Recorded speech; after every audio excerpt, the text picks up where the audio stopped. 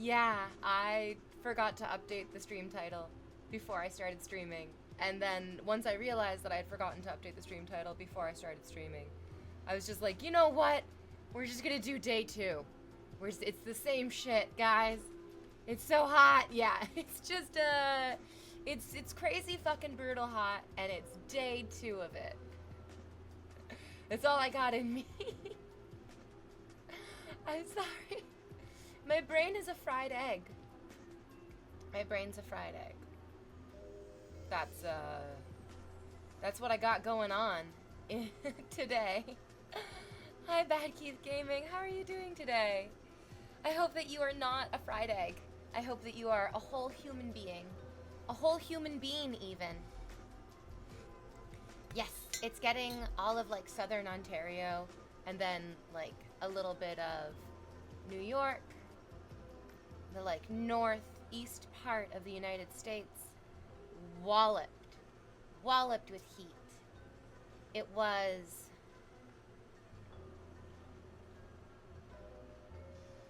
so hot last night even when I took my dog for her walk like late at night that I was like I don't want to take her out when it's too early cuz like truly the heat is going to fucking fry us. But even really late at night it was. Woo!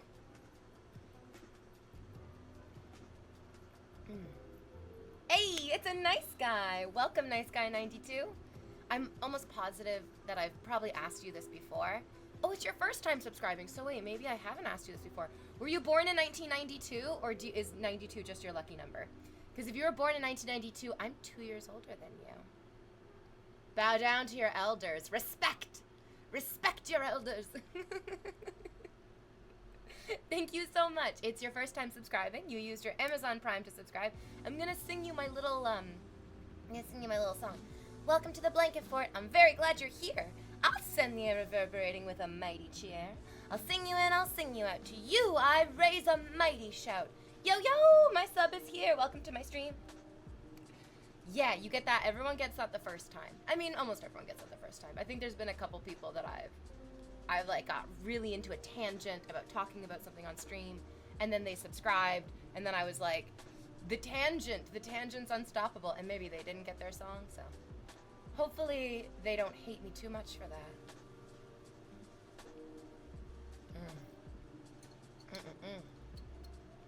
What's good, Shed? How are you doing today?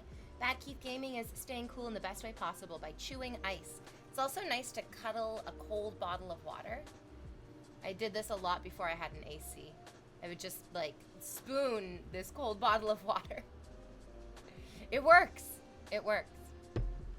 One time at a restaurant, it's like me and all of my best friends, and it was one of those like heat wave days in Toronto, but this was like a while ago. This was when we were fresh out of university. And it was one of these bottles that you can get from IKEA. They're incredibly fucking popular. They're inexpensive. I recommend each and every one of you goes to IKEA or orders from IKEA. I don't know how you get your IKEA. Get some of these bottles, fill them with water, and put them in your fridge. It has been like a lifesaver in so many different ways, for real. So we're at this restaurant. We're getting food. It's really late at night, but it's still so fucking brutally hot, and it's so fucking humid. And oh my god, it feels like 100 Fahrenheit in Michigan. It's hell. That's hell. We're in hell. That's how hot it is in hell, and that's how hot it is here. So the woman came, and she ended up giving us like 2 of these bottles on our table. And so the first one we cracked open, we all started drinking from it. It was great. And then the second bottle that she put on the table, we heard this. It sounded like a gunshot, to be honest, but it wasn't as loud because it didn't deafen us. But it had that like instantaneous like room altering crack.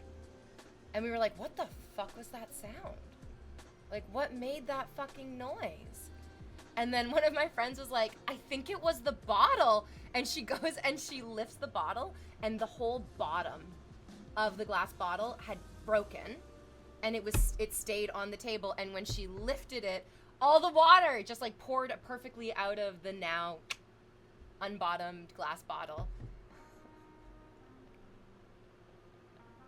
That was fucking wild. That was fucking something. None of us expected that. For it to break so perfectly, just this bottom circular piece just like popped out. And the bottle like cracked so loud, we heard it, but then we didn't notice anything had happened.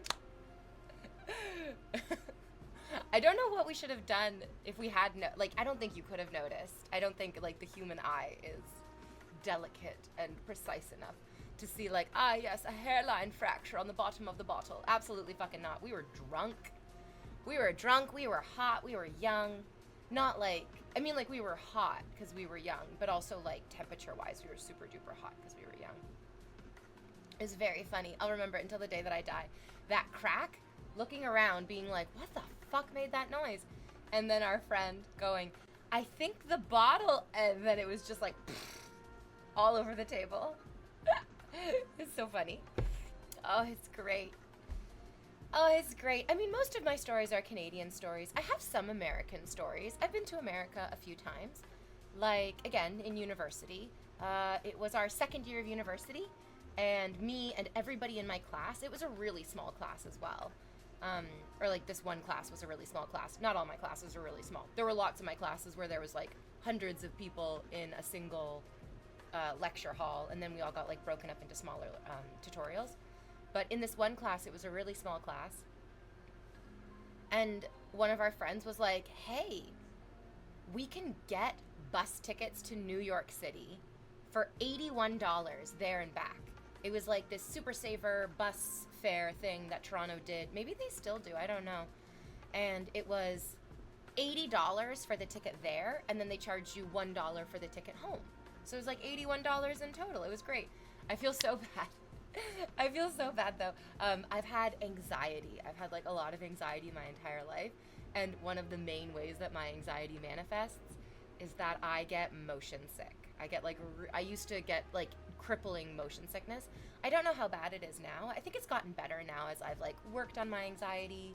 I've worked on like different techniques for breathing through it and not getting like overwhelmed by it. Ooh, pardon me while I just give myself a little Mystic Spritz. So we're on this bus ride to New York, and my best friend Michael is like, I can't wait to sit next to V. It's gonna be so fun sitting next to V on the bus. And the bus starts driving, and I'm like, no, Michael, it's not gonna be fun. And I just spent the whole bus ride basically asleep and like moaning. I'm sick. I'm sick. Is that water or wine? Well, after Jesus comes by, it's gonna be the other. You know, because we're living in hell, and it's the apocalypse, it's the end of the world. So Jesus will come back, and he'll turn it. Does wine come in this color? I don't think so. There's like Vino Verde. There's green wine, which is really popular in the Azores in Portugal. And it's pretty fucking pale. It's like the Vino Verde is very fucking pale. But it's not like, it looks more like, someone came in yesterday and was like, are you drinking straight vodka out of that bottle? And like, yeah, it's vodka. And then somebody argued with me. They were like, alcohol raises your body temperature. But I was always led to believe that alcohol lowers your body temperature. That drinking alcohol is a depressant. And depressants, like, take down all of your stuff. It takes down your heart rate, takes down your your heart rate variable, which has to do with your heart beating and your lungs efficiency. Oh, there we go. Dr. Navery says it does lower your core temperature. It's a vasodilator. Okay, yes. And I didn't want to argue with him yesterday because I was like, I'm not positive about this. And also because the basis for me knowing that alcohol lowers your body temperature was because I was reading about one of the men who was present for the sinking of the Titanic. And this guy, once he realized that the Titanic was going to sink, he just started drinking. He was just like, I'm just going to be drunk. Which, yeah, fuck yeah. Oh my God, you're on a sinking ship. Why the fuck wouldn't you just be like, I don't want to be conscious for any of this. And so he drank and he drank and he drank, and it lowered his body temperature. And then he was in the water all night, but they rescued him and he survived. And they were like, that's a little counter to what we thought would happen because drinking alcohol lowers your body temperature. And you would think having your body temperature lowered in the water, but I guess maybe. Now, this is just like all wild e-girl speculation. I guess that if he internally lowered his body temperature, it wouldn't be such a shock for the external factors to also lower his body temperature, instead of having like the cold seep in from the outside, which like kills you fucking dead, right? He kind of like prepared his body with the cold already radiating outwards. Who knows how any of that works? Motion sickness is the worst, Dr. Navery, yeah. Right, as if you water down the wine enough, it'll turn that color. Did you ever do that when you were younger? Did you steal your parents' alcohol to party with people and then you replaced it with water? And then there's that like urban legend story of the parents one day being like, I know that you've been drinking my vodka. And the kids are like, what? How could you tell? And then they pull out the like frozen vodka bottle from the freezer, because vodka doesn't freeze, but water do. That's a fun one. I love that one. When I was younger, I just went to my parents and I was like, all of my peers are drinking. They're all drinking. And I didn't like drinking for a long time, mostly because I was like, guys, we're like in grade 10. We're in grade 11. Like, we're literally still fucking children. Like, why are we in such a rush to drink? But then in grade 12, when I was like, okay, I'll drink a little bit at parties with my peers, my parents would give me alcohol. They'd be like, here's your alcohol for the night. You can drink this much over several drinks and you'll be drunk, but like, we're not gonna have to pick you up from the hospital.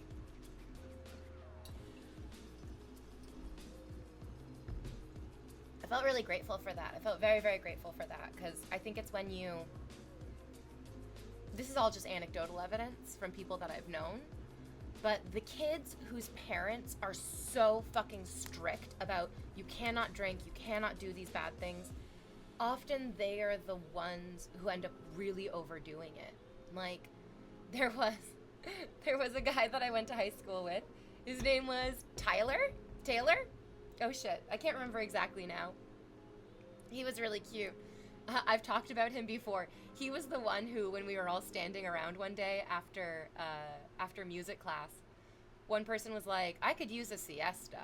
And another friend was like, I could use a fiesta. And Tyler goes, I could definitely use seeing V naked.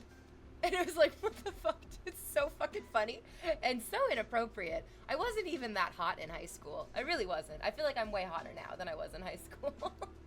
Mostly because people in high school are not hot. They're children. So Tyler had very strict parents, like insanely strict parents. And the first house party that I think we all went to,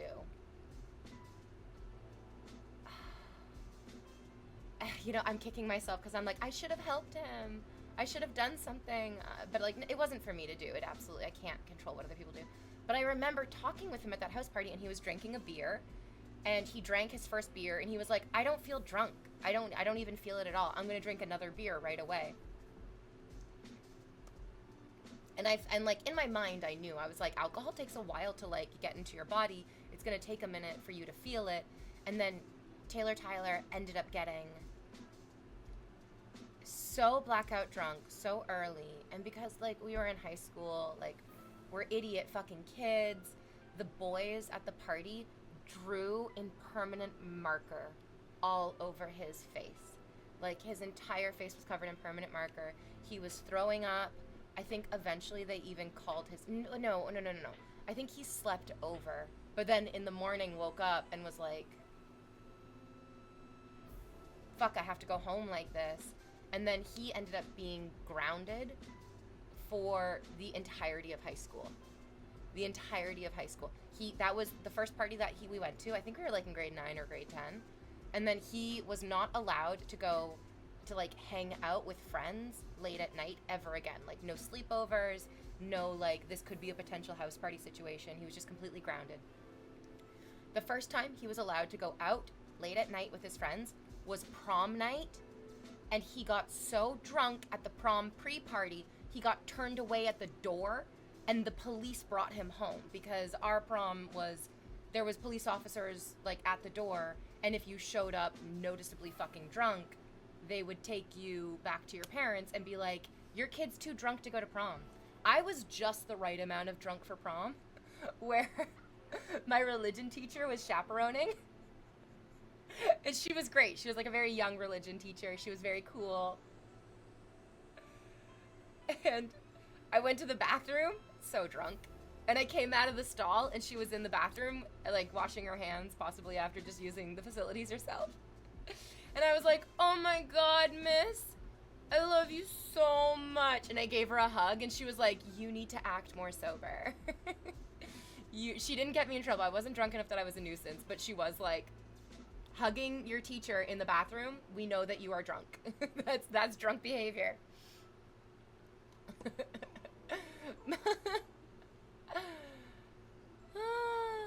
Okay. Oh my God, I am Hoagie. Says if it makes you feel any better, it's hot as it is, but if a fire breaks out in my area, I'll be running into it, almost guaranteeing myself heat stroke. Jesus Christ, are you a firefighter? Oh, fuck. Alcohol does lower your body temperature. It's a vasodilator. It makes you feel like you're hot, but it lowers your body temperature, yeah. Imagine being on a bus next to V. Hey, I don't get so motion sick now. If you want to ruin a bottle of wine, you could maybe get no color by putting pale wine through a Brita filter. Oh my God. Oh my God. As a Portuguese woman, talking about wine that way, that's a hate crime. What the fuck, dude? Don't even joke about that. Wine through a Brita filter. I die. Not gonna lie, the like wind blowing in your hair from the fan is pretty good. I'm Beyonce.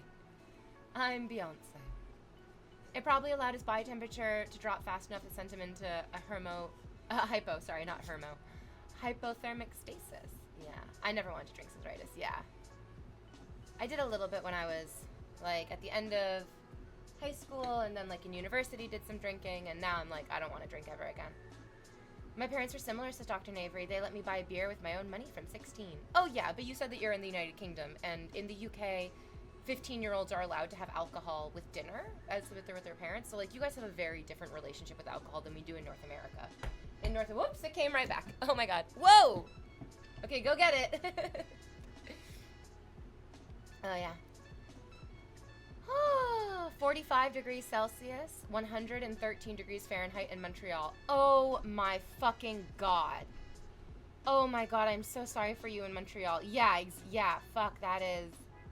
Jesus. I'm so sorry. I hope you're staying cool. I was so opposed to alcohol, says Ritus, when I was very young. I was offered a soft drink that came with a champagne bottle, and people would call it kids' champagne. And I was yelling, no, champagne is not for kids. I didn't drink any of it. Champagne is not for kids. Champagne has, like, a very abrasive taste.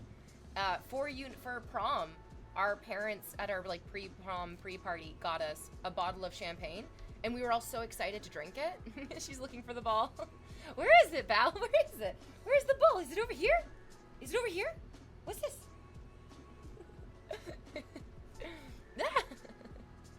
Where is it? Where's the ball? Where is it? You're a silly baby. You're a silly baby. Where's the ball? Where is it? You gotta go find it. You gotta look for it. Where could it be? Look at her look for the ball. She's such an intrepid little angel. Oh, yeah. Yeah, the first time I had champagne was at our pre-prom, pre-drink. And I was like, I don't like this. This tastes like chemical. It tastes like bleach. Yeah. Tyler was the night manager at a hotel. Good for Tyler. Did you change the furniture? Yeah, this chair used to be over there, and that chair used to be over here. This one's a little bit sturdier, and it's a little bit bigger. Before, it would be kind of harder for my pets to jump up on here, because the Papasan chair has, like, such a curvy shape. I would, like, sit in the middle, and then this, like, sloping down sides would make it kind of impossible for the pets to jump up comfortably. But now, the pets can jump up very comfortably, and it makes me very happy. Yeah. Thank God there wasn't the internet. Yeah. There was, like, when Tyler got so fucking drunk, and they drew all over his face, like, I'm sure that somebody took some photos, but those photos are, like, lost to their phones.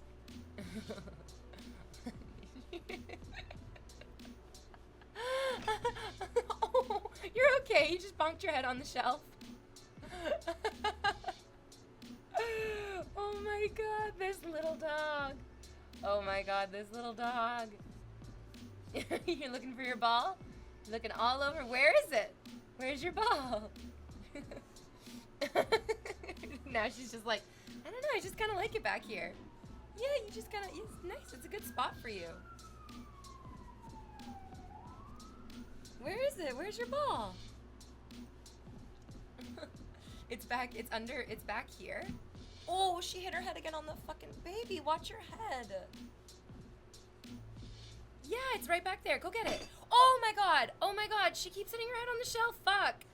Okay. Val. Val, you sweet dum-dum. You gotta be gentle on your little noggin. You got such a tiny head. You got such a tiny head. And because there's this teapot on it, it makes it sound so fucking crazy. Oh, puppy. Oh, puppy dog.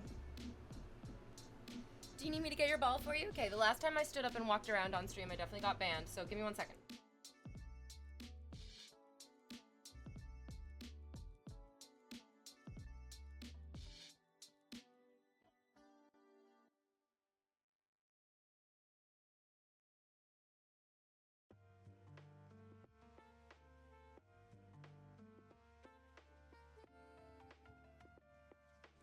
Yeah, oh yeah, I can't deny her the ball. Yeah.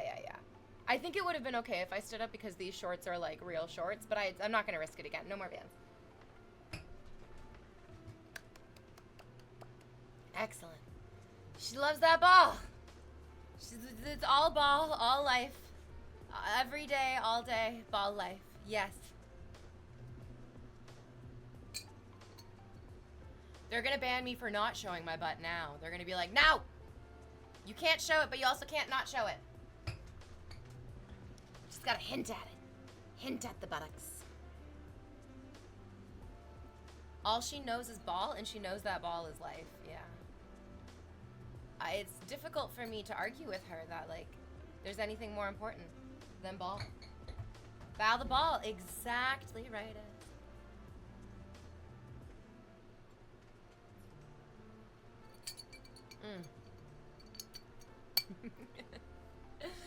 Oh, she's great. She's a real good fetcher. She fetches hard. Whoops! I hit the fan. I hit the fan. Damn. Damn, the fan. That's okay. Okay, there we go. I went over the fan, down the hallway. We're figuring out the new trajectory of our game of fetch. Woo, which is always important. You gotta be reassessing. Gotta be reassessing. So what is the drinking age in Canada? Is it 21, same as the USA? No. No. Our drinking age is much more reasonable. In Ontario and a few other provinces, I think it's 19 years old. And in Quebec, it is 18 years old. And the reason that we have the drinking age at 18 and 19 is because we just want to, like, first and foremost, keep alcohol out of high schools. So 18, 19 is like you're graduating, you're like going into university at that age. And we're definitely like, if you're in university, it's like that's it's more of like a, oh, it's your first time subscribing too. Hello, brand new first time subscribers. Welcome to the Blanket Fort. I'm very glad you're here. I'll send the air reverberating with a mighty cheer. I'll sing you in, I'll sing you out. To you I raise a mighty shout. Yo, my sub is here. Welcome to my stream. Thank you very, very much. I love it. It's so sweet of you. Thank you for subscribing. Yeah.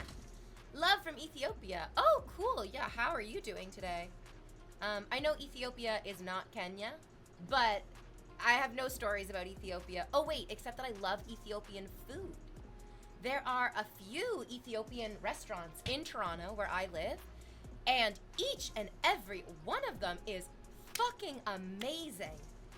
Ethiopia, if you haven't tried Ethiopian food, you need to. The flavors are rich. There is excellent spice. There is an incredible heartiness of it as well, where like they bring out the food to you and you're like, how are these going to fill me? And within like 6 or 7 bites, you're just like, this is fucking high quality shit. Sorry, I don't mean high quality shit. I mean, this is like high quality food. I love Ethiopian food. I've never been to Ethiopia. It's on my list. Yeah. Not even LeBron could get that ball from her. Oh, congratulations, the Oklahoma City Thunder for their win. It was really terrible, though. My friend was telling me about how the star player on the Indiana Pacers team, he tore his Achilles, and that, like, you could see really clearly the, like, tear happen on camera.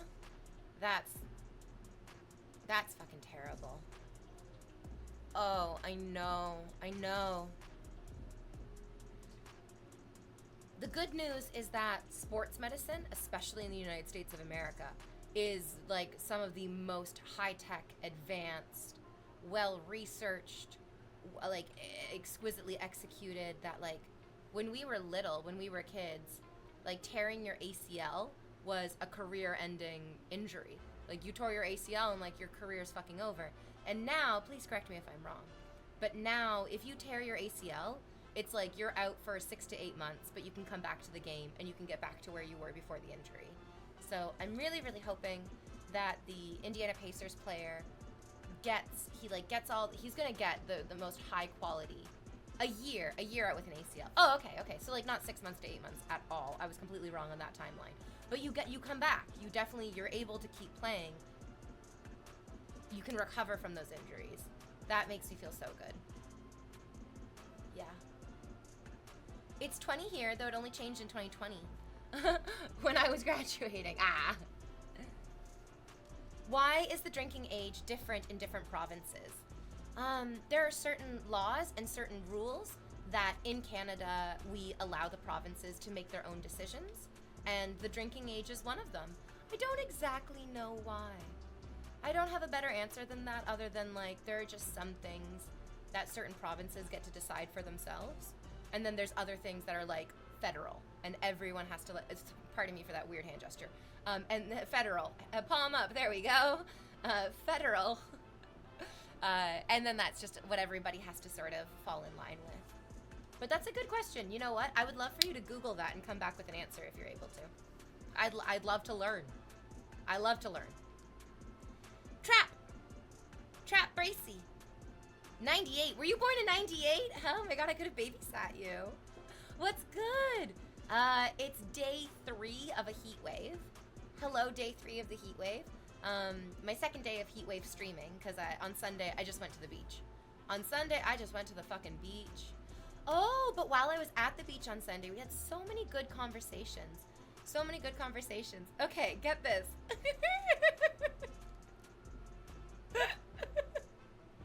This is the stupidest thing. I walked into this like little group, this like little knot of people having a conversation, and this is what they were talking about. Question. If you are in an orgy, but your penis only enters your partner, your single partner in the whole group, but you perform oral sex on other people, does that count as participating in the orgy? Right? Yes! Like a big fucking yes, absolutely. Like, just because your penis goes into one vagina, you are still engaging in sexual acts with the other members of the orgy. Like, of course you're participating in the orgy. Of course you are. It's so heteronormative. It's so penis-focused, where, like, lots of people think that sex can only happen when a penis is involved, but, like, there's so many lesbians who are here to fight you on this. Oh, yeah. Sports injuries are always so sad to see. However, he was playing with a known injury. The Bud Knight, yes, I heard that he'd been injured and that he went into the game knowing that he wasn't at 100%, so... I mean, you know the risks. It's not like he didn't know what the risk was. It fucking sucks. I mean, but what do you do in that situation? Like, you're not going to play in the championship game? Orthopedic medicine has made some serious advancements. Also, neuropathy? I don't know what the word is. But concussion and brain health in the United States is also a really advanced, like, to be honest, kind of more advanced than it is in Canada. What is the lowest drinking age in Canada land? I think it's 18 years old in, what do we say, in Alberta?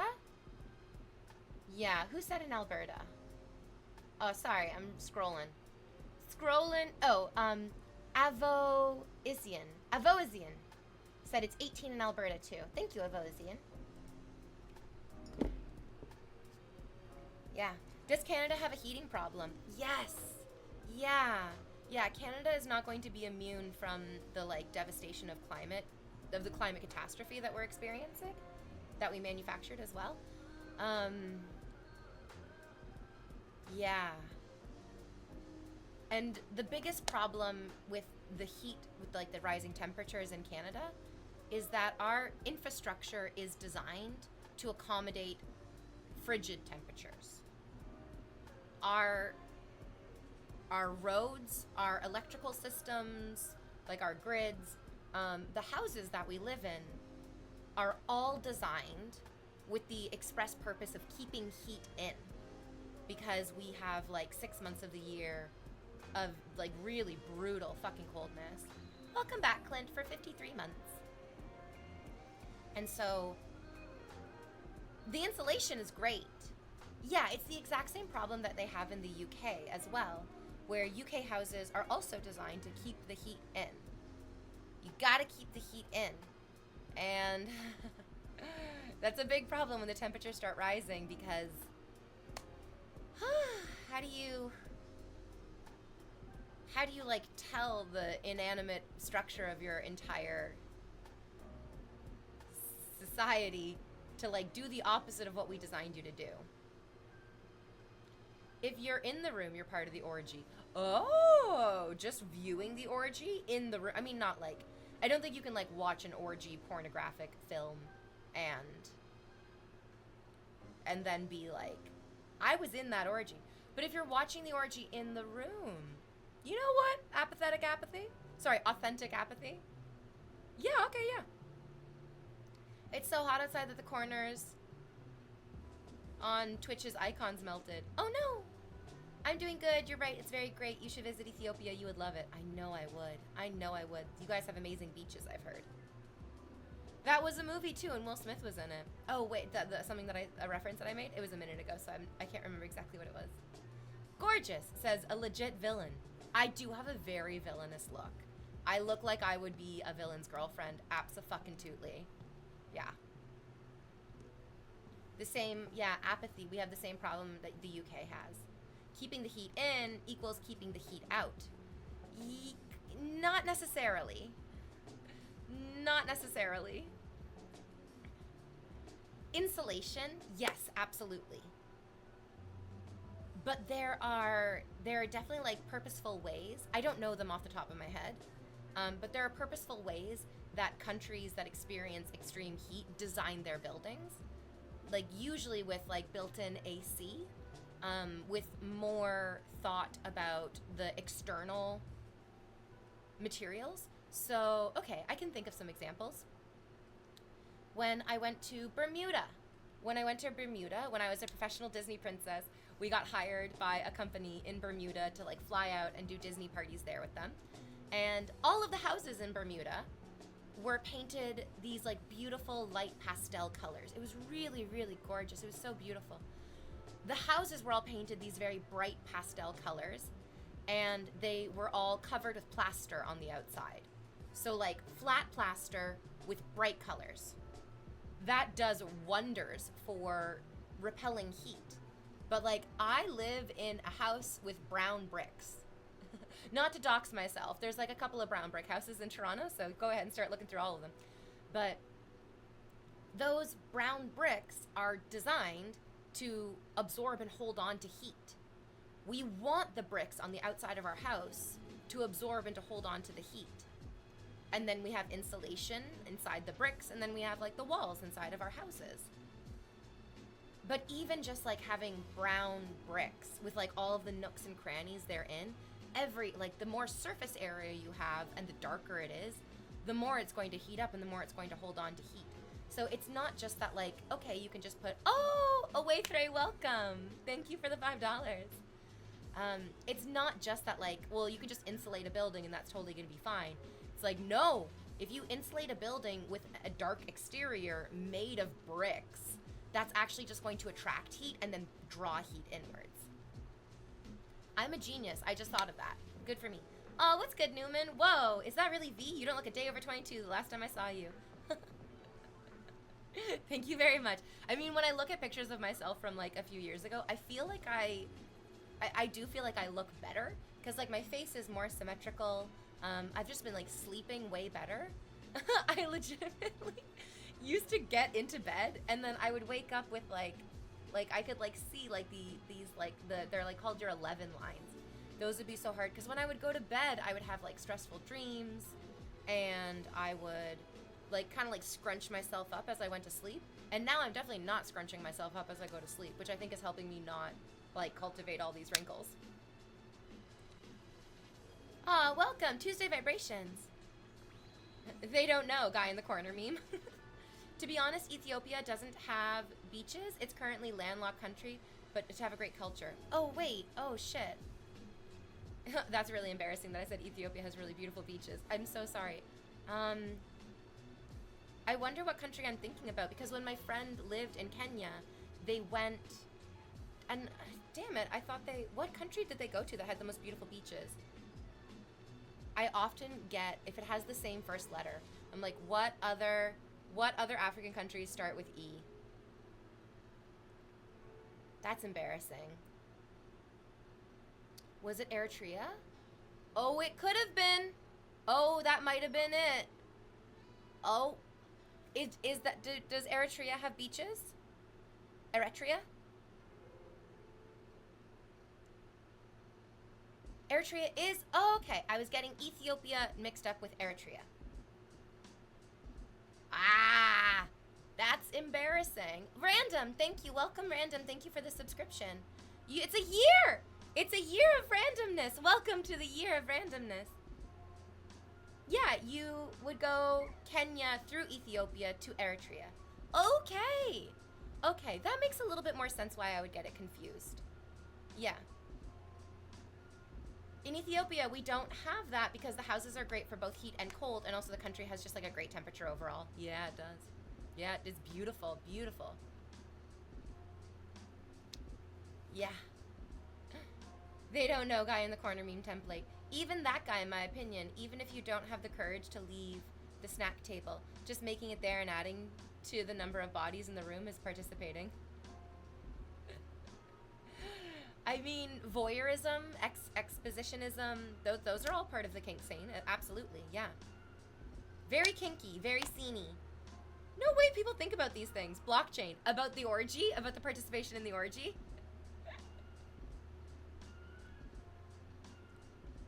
It was such a great conversation to walk into. I was just like, you guys, I'm pretty sure the United States of America just started bombing the fuck out of the Middle East again, but we're gonna talk about orgies? Thank you. Like, honestly, yeah, it's what I'd rather think about too. The beach is a state of mind. Joe Schmo, Apathy, and Final Level Boss. All three of you guys immediately. You guys knew what country I was mistaking Ethiopia for. Thank you so much. The fuck? Why are you so sweaty and why are you so sticky? Being sweaty makes you sticky. It's one of my least favorite things is that, like, I love laying on my side, but feeling my, like, legs stick together, fucking kill me. Kill me, I hate it. I don't like it at all. And also, Lone Wolf, I live in Toronto, and we're on day 3 of a heat wave. Day 3 of the Toronto heat wave. It was very, very interesting to, like, go online yesterday, and, like, I participate in a bunch of, like, Toronto subreddits. And there were people arguing about, like, is this heat unusual? Is this heat regular? Have we had heat like this before? Is this, like, a new thing? And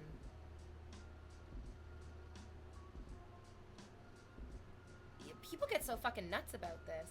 And it makes sense. I mean, we all have to experience it, but all of our experiences of it are very different. Like, very, very different.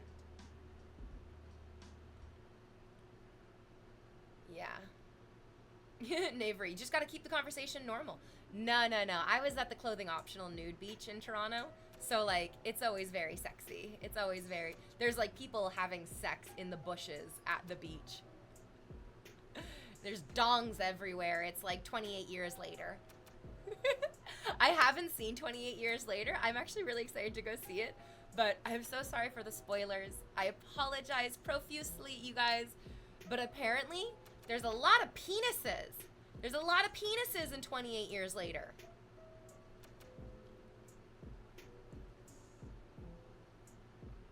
This is interesting. This is interesting. Yeah. Because it makes sense. It's like, oh, Scrah! What a great username. Scrah! Okay, thank you, Scraw. Welcome back for 4 months. It makes sense. It definitely makes sense that these zombies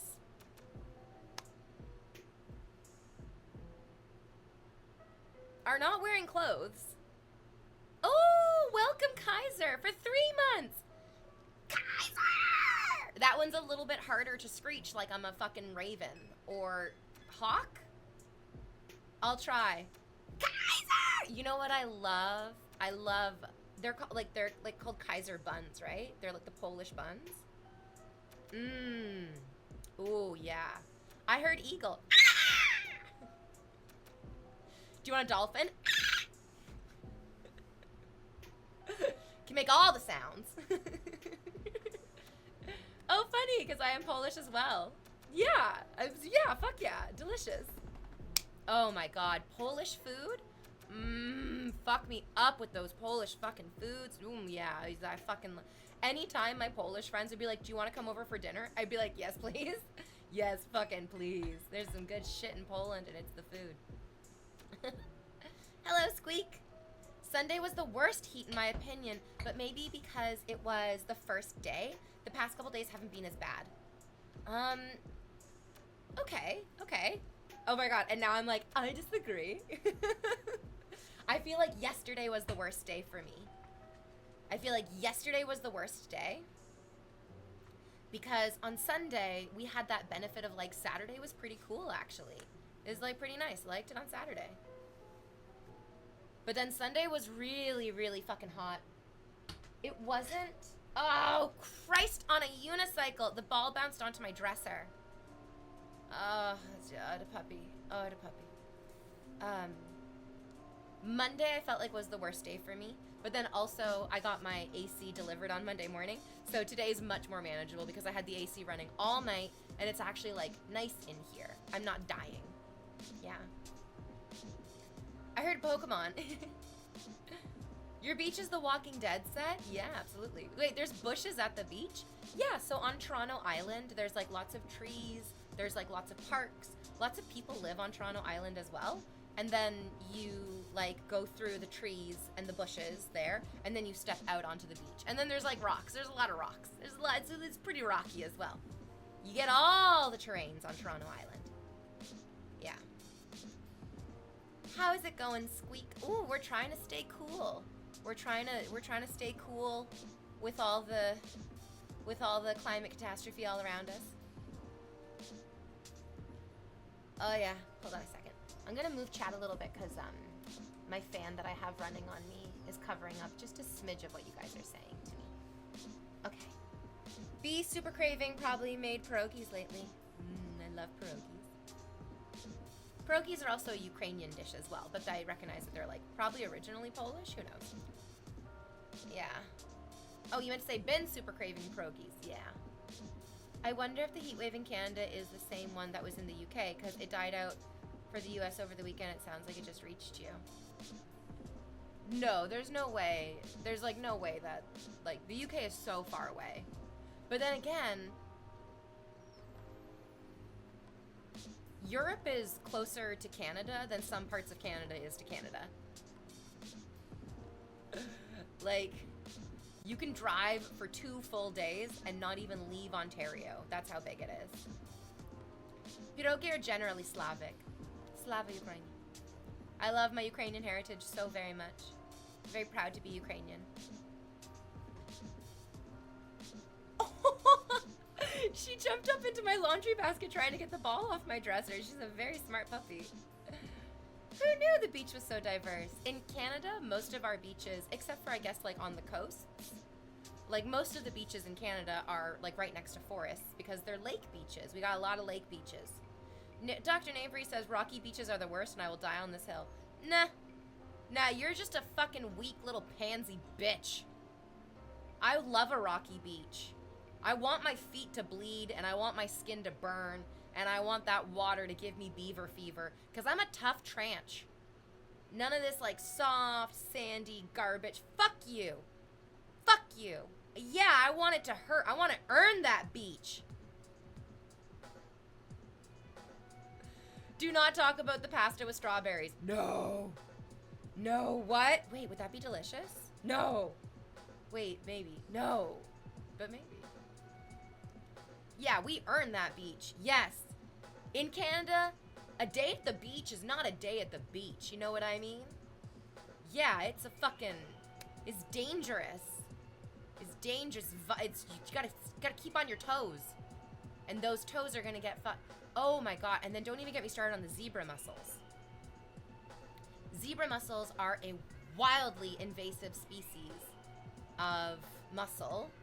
Little like, they're in their little shells and they got their little like gooey bits on the inside.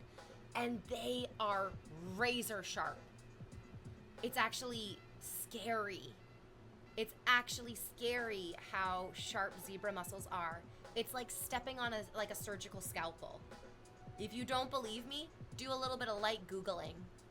Do some light Googling and see how God has abandoned us.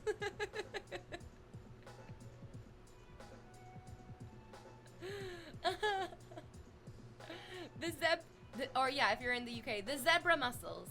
Zebra. No, bra. Is that a Wolverine plushie? No, this is Joseph Joestar from JoJo's Bizarre Adventure. I can see how he could be a little Wolverine-y. It's, you know what, that's not a bad guess. Yeah.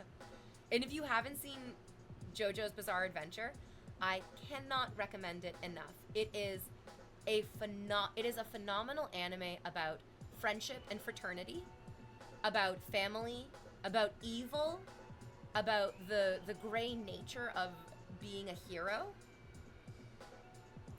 It is very sexy, but not in a predictable way. It's very sexy in a deeply unpredictable way. I really love it. I love it so much. It's like the greatest misery of my life that I've never successfully sat down a boyfriend and gotten them into JoJo's Bizarre Adventure. They all are just like, what are we watching? Like, what is this? I don't get this. I don't like this. I don't know. And it's just like, I have to dump you now.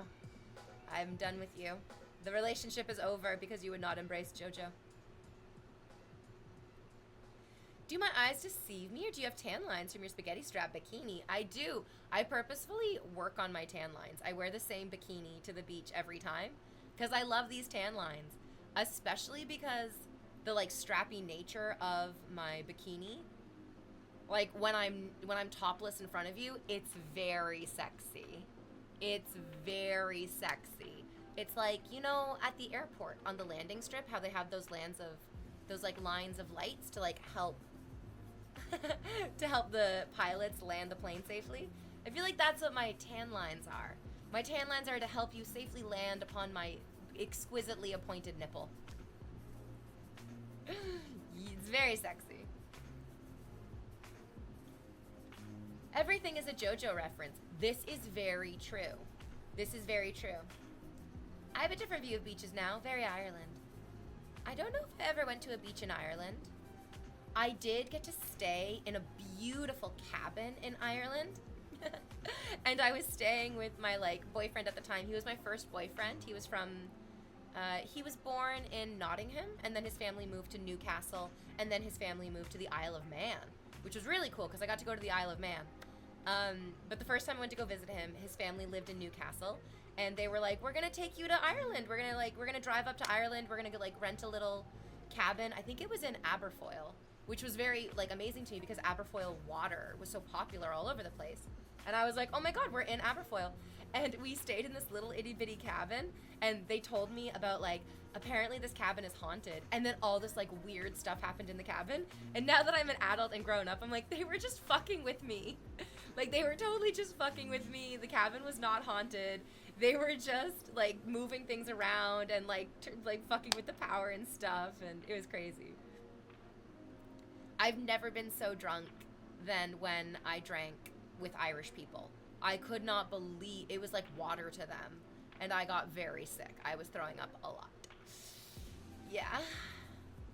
I'm rewatching JoJo. Did part 1 already. Oh, I love it. I love all the parts of JoJo. Every single. Oh my god. You know what? Right. I'll join you for that rewatch, Rightus. We'll jump onto Discord. JoJo Part 1 and JoJo Part 2 are especially so easy to get into. I know, right? I know. I agree, abso-fucking-lutely. And yet, these guys that I've been dating are just best JoJo. I really, really love Joseph. That's why I have this beautiful plush of Joseph. But Gappy from is he in part 8? Yeah, part 8, right? The 2x2. You know what I mean? The 2x2. He's also just so fucking sweet. I love it. I don't even know if I finished reading part 8, actually. I think I wanted to wait until it got, like, far ahead. And now it's done, actually, so I can jump back into it and finish it. It's hard to find a bad anime. You know what's so sad about that? It's really not. There's a lot of really bad animes. We just don't pay attention to them. Tan lines are pretty hot on men and women. Oh yeah, tan lines are definitely hot as fuck. What happened to the blanket fort that you used to sit in? Oh, I'm still in it. You can like see a little bit of it over here. It's all around me. It's just not in the frame anymore. Yeah. You were in Aberfoyle. Yeah, that's where the cabin was. Yeah. It's like Austin Powers where the robot breasts are lamps.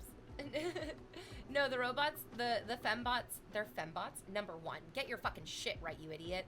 Number 2, they use their jubblies as guns and also as canisters to blow some sort of like aphrodisiac mist. Yeah. As if they needed to turn on fucking Austin Powers. Welcome, Justice Crash. Yeah, it has been a minute. Thank you for coming back. The Isle of Man has a good motorcycle race. Yes, it does. Yes, it does. It's crazy to me that, like, what is it, like 2 or 3 people die every year, and they're just like, it's part of the game. That's just part of motocross. It's fucking crazy. Can you imagine entering into a race and being like, this might kill me? Or, like, somebody that I'm talking to might be dead by the end of this race. I guess there are worse ways to die. But there's also better ways to live. Hi, baby. Oh, you found a new ball. You are so smart. You are so smart. Never gonna let it get you down, babe. Were you very young when you went to England? He and I started dating when we were like 17, 18 years old. So like a teenager, but not like a young teenager, like the oldest teenager you can be. Some would say that astronauts use these tan lines as landmarks for their landings during the Apollo missions. I would agree. That's a widely believed fact. Yeah. Oh yeah. My farmer's tan drives all the women crazy. When I went to summer camp and then worked at summer camp, there were guys who would literally cultivate their life jacket tan like it was part of their religion. They were so into their life jacket tan. It was like all about that life jacket tan, and they got some really intense life jacket tans. Yeah. One, welcome back. Also, just the first episode of JoJo just draws me in so deeply. I love the way that it's presented. It really is fucking amazing. Like, the carriage crash, the adoption, Dio just... He's just so irredeemably evil. I don't love when dogs die in any media, but I do love the trope of, like, if you want to make a villain irredeemably villainous, he kills the dog. He's just so fucking evil. And it's what I liked about Frieren as well, Beyond Journey's End. I think that's one of the best animes I've also seen in my entire life. It's very, very well done. That, like, the evil, villainous people in Frieren are just that. They are evil, they are bad, they are irredeemable. They're just awful. They're just awful, terrible, evil people. And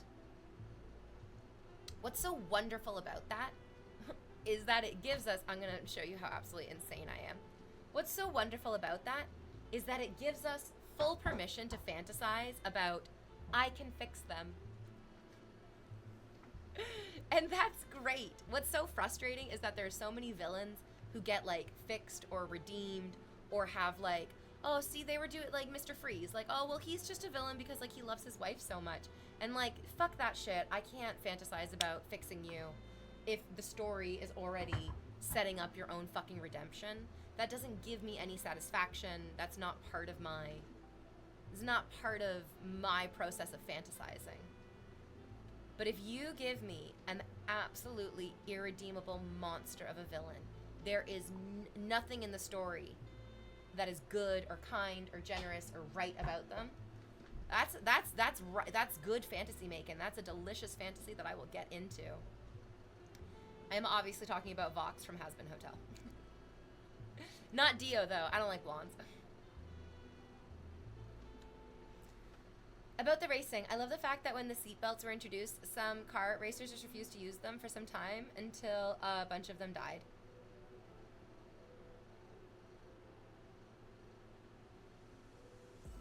What the fuck? Why would you say that? I love the what? Dude, what's wrong with you? That's a really weird and fucked up thing to say. I don't love that. I don't love that. I really don't. I don't like you for loving that. Whoa, what the fuck? Am I overreacting or am I having an appropriate response to some weird fucking shit? Yeah, I don't like that at all. That's what I like. Evil for the sake of just being evil. The broken hero bit is like kind of overdone. Yeah. Yeah. They tried to be good and then they turned evil. Like, nah, some people are just bad. Absolutely. Some people are just legitimately like awful. There's nothing to redeem about them. There's nothing good.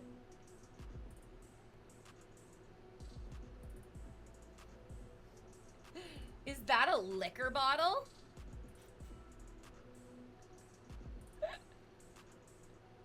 Yeah, it's pure vodka. It's pure vodka. I'm lowering my body temperature. Not to immediately get you banned, but how old are you?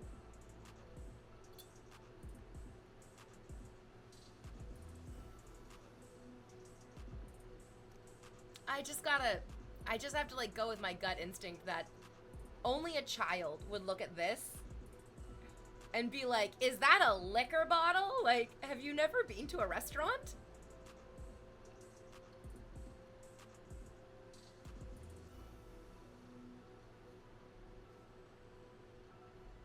Uncle Lou, exactly, to quote Alfred Pennyworth. Some people just want to watch the world burn. Yeah, and they're all gathered in Venice for Jeffrey Bezos' fucking disgusting wedding. Yeah.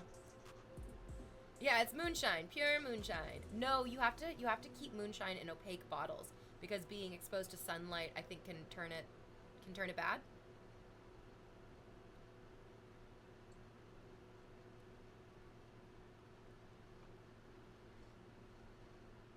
I hear more about the fantasy of I can fix him or her as time goes on.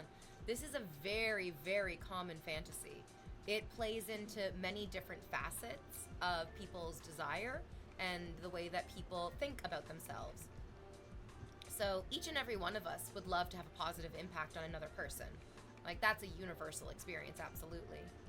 And being able to have such a positive impact on somebody that you genuinely improve their life and improve their character is like a dream come true for so many people. Also, it's really horny. Yeah. Super horny.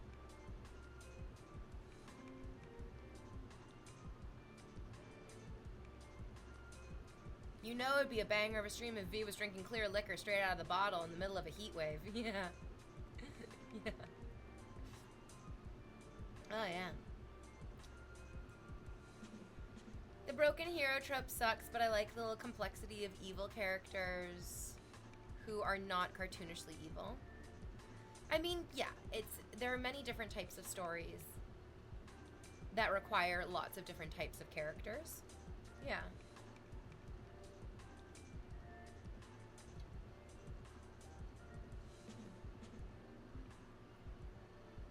The variety of different types of evil. Like, broken hero evil, irredeemably evil, evil but for good reasons, like Thanos. Thanos was like, this is gonna be best for everyone if I just do this snap. Yeah. And he was, and then he went and he lived in his little shed and like made some fucking soup. He really did think he was just doing the best thing for the entire universe.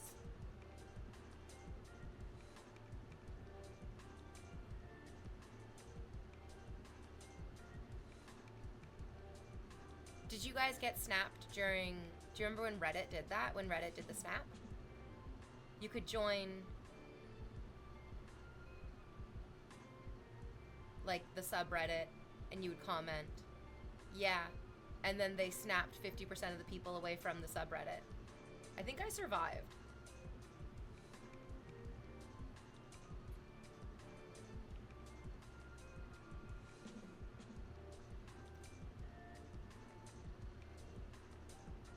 And then he got beheaded.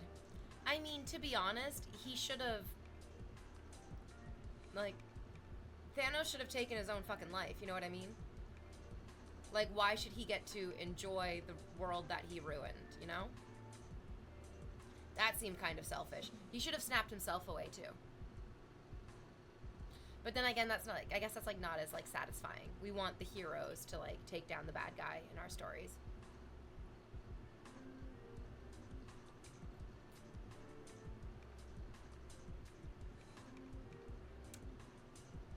Yeah, this was a while ago, Reddit. Write us, yeah, on Reddit, yeah.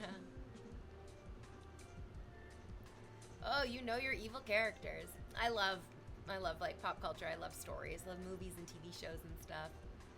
And yeah, I love all the different types that we get to hear about and experience.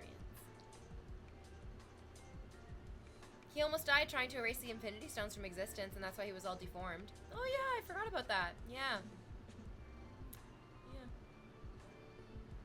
And then apparently in the Loki TV show, they just see that they use Infinity Stones as like paperweights. Because they've got so many of them. Are you talking about the movie Monster that Charlize Theron won, or Theron, however you'd like to pronounce her last name, that she won her Oscar for? Yeah, I watched it. Like when it came out, basically. Yeah. Oh, no, you're talking about an anime called Monster. Oh, something else entirely different. No, I have not seen the anime Monster.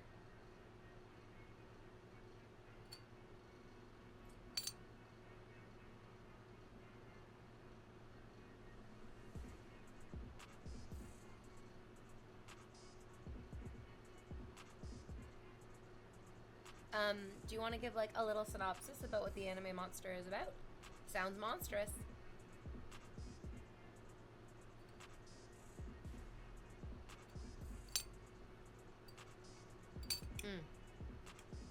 No, I don't think I should close the lid on this. I'll just leave it open. Steez NYC, you are the only person talking in chat. You are typing so much. I'm not even going to read all of them. I feel like you're literally typing as if you and I are having a conversation.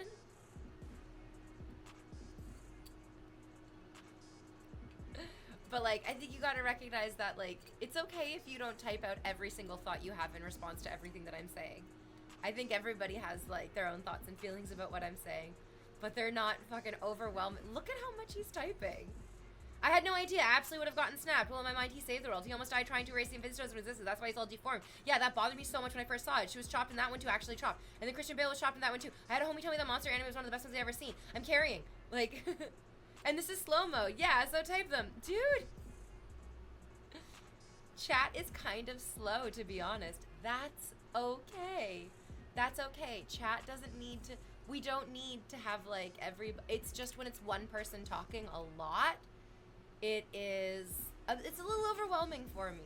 It's a little overwhelming for me because instead of being able to like have any of my own thoughts and feelings and being able to like move the conversation along, I feel a little bit beholden just to respond to this one person over and over and over again. It's totally cool. I like that you're participating with chat, absolutely. It's just becoming a little bit overwhelming for me, and I hope that you're able to respect that, like, I would like there to be opportunity for other people to respond. And I would like there to be opportunity for like me to even have my own thoughts and feelings and express maybe a change in conversation as well. Yeah. Hey V, how tall are you? I am 5 foot 5 inches tall. Yeah. Do you even have air conditioning in Canada? A lot of old buildings definitely do not have like built-in AC, and it's a huge problem for us as the climate is changing, absolutely. That we have to get like window units. We have to right there on my face. We have to like rethink the way that we're putting up our fucking infrastructure. It is a huge problem. Also, we need to change our laws because as of right now, at least in Ontario, the bylaws are pretty fucking clear that you cannot rent out any space to live in that doesn't have reliable heating that can be like controlled by the person in the unit. But we don't have any laws in place that talk about the like necessary cooling. And I'm thinking that like with this heat wave and the way that the entire city is struggling underneath it, we're definitely going to have to change the way that those laws are written. That like just as much as we need heat to be able to live comfortably in any given space, we definitely need to have cooling to be available to live in any given space. I'm responding directly to what you're saying. Kind of. I mean, did you remember the part where I said that it's a bit overwhelming that you're typing so much? I hope that you could hear me and just like recognize that this is just how it makes me feel, and that I don't need to justify my feelings beyond expressing them.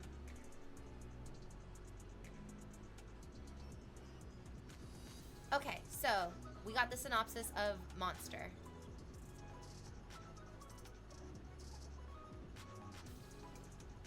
Kenzo Tema, a renowned Japanese neurosurgeon working in post-war... Oh my god. Oh. And now it's gone. A doctor saves a kid instead of a politician. He gets sacked, he loses his job, and then years later, the kid he saved turns into a serial murderer, and the doctor is a suspect, and he attempts to solve the mystery. Oh, okay, excellent. What a great synopsis. Thank you very, very much. Oh, the poor guy's synopsis got snapped. Yeah, it's reading gigantic full paragraphs is a bit much. I was wondering when the next cool bottle of water is on the menu. I mean, probably after the break, which is going to be in 1 minute. Hello, Jolly Juker. How are you doing today?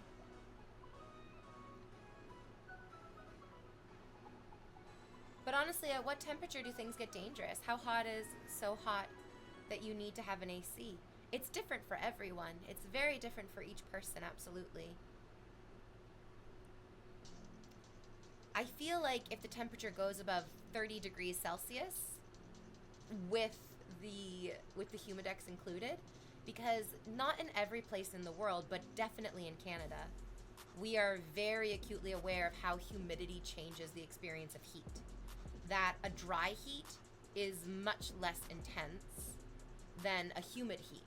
The humidity, the like water in the air, makes the whole experience of the heat very, very different, and we got to be very cognizant of that in the way that it's going to hurt people. So I think it's different for everyone, but we definitely need to start thinking about like this is for the, this is for the continuation of like our humanity. I was gonna say that typing all that without another chatting is wild. 0 breaths. I'm doing well, says Jolly Juker. I hope you're doing well too. Yeah. Naz says it's only really dangerous for infants and the elderly, but a lot of people do die during heat waves. I mean, it's dangerous for children and the elderly. It's dangerous for any person who's taking an SSRI, which is something that a lot of people don't realize. That there are tons of different types of medications that will greatly affect the way that your body responds to heat. The heat definitely affects anybody who has any respiratory issues. The heat can definitely affect any person who, like, even in a small way, is overweight because your body has that extra layer of insulation. It's not just the very young and the very old. That seems kind of rude to, I mean, also all the people who are without housing. Those people are not often very young. Sometimes they are very old. But like there aren't like babies on the street being homeless, but there's like a lot of just like average people who are homeless who will die from heat exhaustion as well. No one understands the humidity in the UK. It's I think it's worse in the UK, yeah, than it is in Canada. Okay, guys, I'm gonna take a quick little break. I'll be right back. Thank you for the great conversation. Don't go anywhere.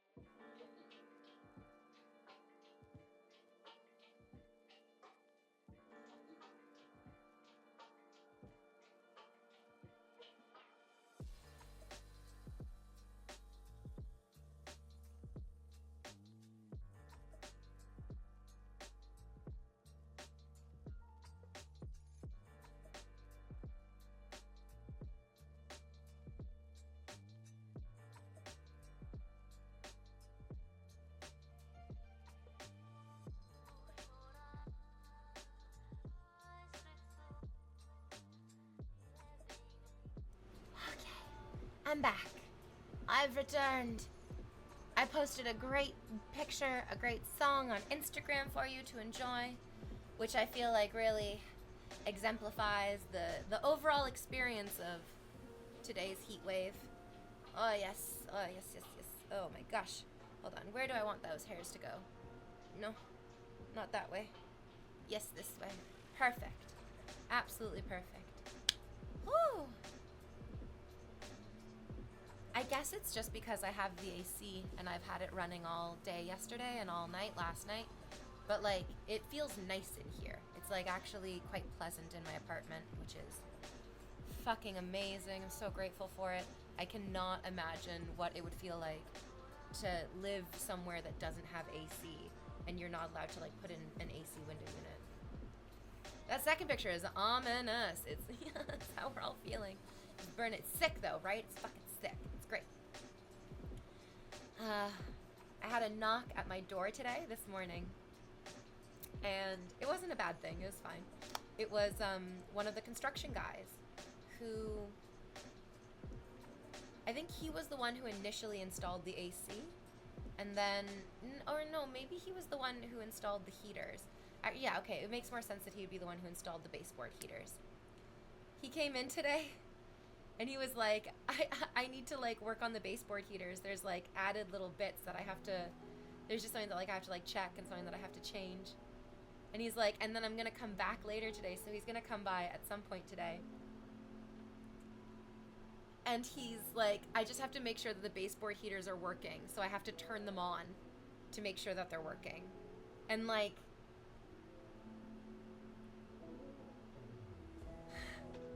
he's just a man who's doing his job. He is just a man who is doing his job. I have no reason to be upset about that, but hearing a man be like, I'm gonna come into your house and I'm gonna turn a heater on for a minute, I wanted to attack him. I was like, I must stop you from doing this crazy fucking thing. Oh my God in heaven. Thankfully, I think he's just gonna like come, turn it on for a second, see if it heats up at all, and then turn it immediately off. So I can recognize that that's not going to be a significant addition of heat to my house. And, oh, Kathaloon! It has been a minute! Hello again, Kathaloon. Thank you so much for the subscription. Uh-oh, where's my alert? The alert, it's too hot for the alerts. I'll give you a custom alert. Oh, yeah! That's what our alert used to be. I loved it. It was a great alert. Thank you so much, Kathaloon. Welcome back. Whew. Also, the way that I have my house set up, I have like the bathroom door closed, and I have like this curtain that separates the kitchen from the rest of the house as well. So those rooms are hot anyways. Like the bathroom is hot and the kitchen is hot, and like the living room, the hallway, the bedrooms, like those are all nice and cool because those are more of like the living spaces. So if he was going to turn on the heater in any of the rooms in my house, it's good that it's the ones in the rooms that I've already like designated as the hot rooms. Oh my fucking God in heaven. I very foolishly the other day while I was talking with my friend on the phone, I was on Sunday night, I was like, I think I'm gonna make like some dinner. I'm gonna like roast some broccoli, like maybe do some like salmon in the oven. And my friend was just like, do fucking not turn your oven on. Do not turn your oven on. Don't do it for even a second. Don't do it at a low temperature. Don't do it for a short amount of time. Don't do it at all. Do not turn your fucking oven on. And I'm very glad that he told me that because I was not thinking clearly. And I definitely would have been like, no, it's like totally fine. I'll just like turn it on for a little bit. No. Absolutely not. No. I ended up ordering Thai food instead. Oh yeah. Give me that Thai food. I love Pad Girl Prow. Brandon, it's too hot to handle. But then again, even if it was nice and cool, I don't think you could handle me anyways. Thank you so much for the bits. Oh, okay, so the bits worked, but Kathleen's sub didn't show up? That's crazy. Denim Blonde, smart friend. Yeah, I'm very, very lucky that I have him in my corner. Absolutely. I also, he was in my dream last night. And I called him this morning to tell him about it. It's like, you were in my dream last night. You owned a really cool Jeep. And his Jeep. Oh! Thank you, Kathaloon! Thank you for the gifted subs, Kathaloon. That's so generous of you. Thank you, thank you, thank you. In my dream last night. This is so stupid, you guys. In my dream, my friend owned a Jeep. I'm almost afraid to say this because I'm like, V, you're gonna say this and then someone's gonna get an idea and this is how it's going to be. The Jeep had 2 doors. Not like 2 doors on either side of it. I mean that like this Jeep had a thin metal outer door that you would open, and then there was the real like full size with like the window and like all the controls on it interior door of the Jeep. There's like an outer door, like a screen door almost, but it was like made of solid metal. And then there was the interior door, which was like the bigger, thicker actual door of the car. It was a double-doored car. And I've never seen that. I've never heard of that. But I'm afraid that now that I've said it, people are going to be like, yep, and we're going to charge extra for it. And we're going to charge extra for it. There's no way. It wouldn't make any sense, right? Like, it would add so much extra weight to the car, which would just be, like, such a stupid thing to do, right? It's like putting the Jeep in a phone case. Exactly. Exactly. Brandon, thank you so much for the bits. And Kathaloon, thank you so much for the gifted subs. You guys are fucking great. Oh my god, they're so funny. Just giving Jeep new ideas. Exactly, yeah. Like, more ways to fucking overcharge and to add more, to be frank, unnecessary shit to cars. Oh, man. I can't think of anything worse to put into a car than touch screens. Like,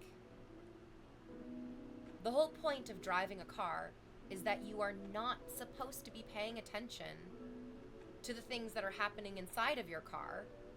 Your attention as you're driving a car should, like, basically 100% be outside of the car. You should be paying attention to, like, that driver over there and the way that the road is turning and what the weather is doing. Like, these are all the most important things. But putting a touch screen in your car completely removes the ability to just, like, have that automatic muscle memory of, like, oh, I know exactly where the knob is for this. I know exactly where the button is for that. Like, all of this stuff is just so, like, intrinsically linked to my subconscious instead of having to consciously, like, tap through a screen. It's just, yeah. That's why that goofball got sued for putting games into Teslas. Yeah, you should not have anything inside the car that could in any way distract the driver. Like, distracted driving is the fucking #1 killer of most people in cars, right? That, like, you look down for a second or you're texting or whatever. Oh my god, speaking of cars and speaking of the heat that we've been experiencing, did you see that video of the road buckling right in front? It was crazy. Like, I've never seen anything do that before. And I think this goes back to what I was talking about earlier about how, like, the infrastructure of our world is not designed to take this type of heat, because when they pave roads, they do it with, like, the research into this is how hot it's going to get there, this is how cold it's going to get there, and this is the maintainable facet of these materials.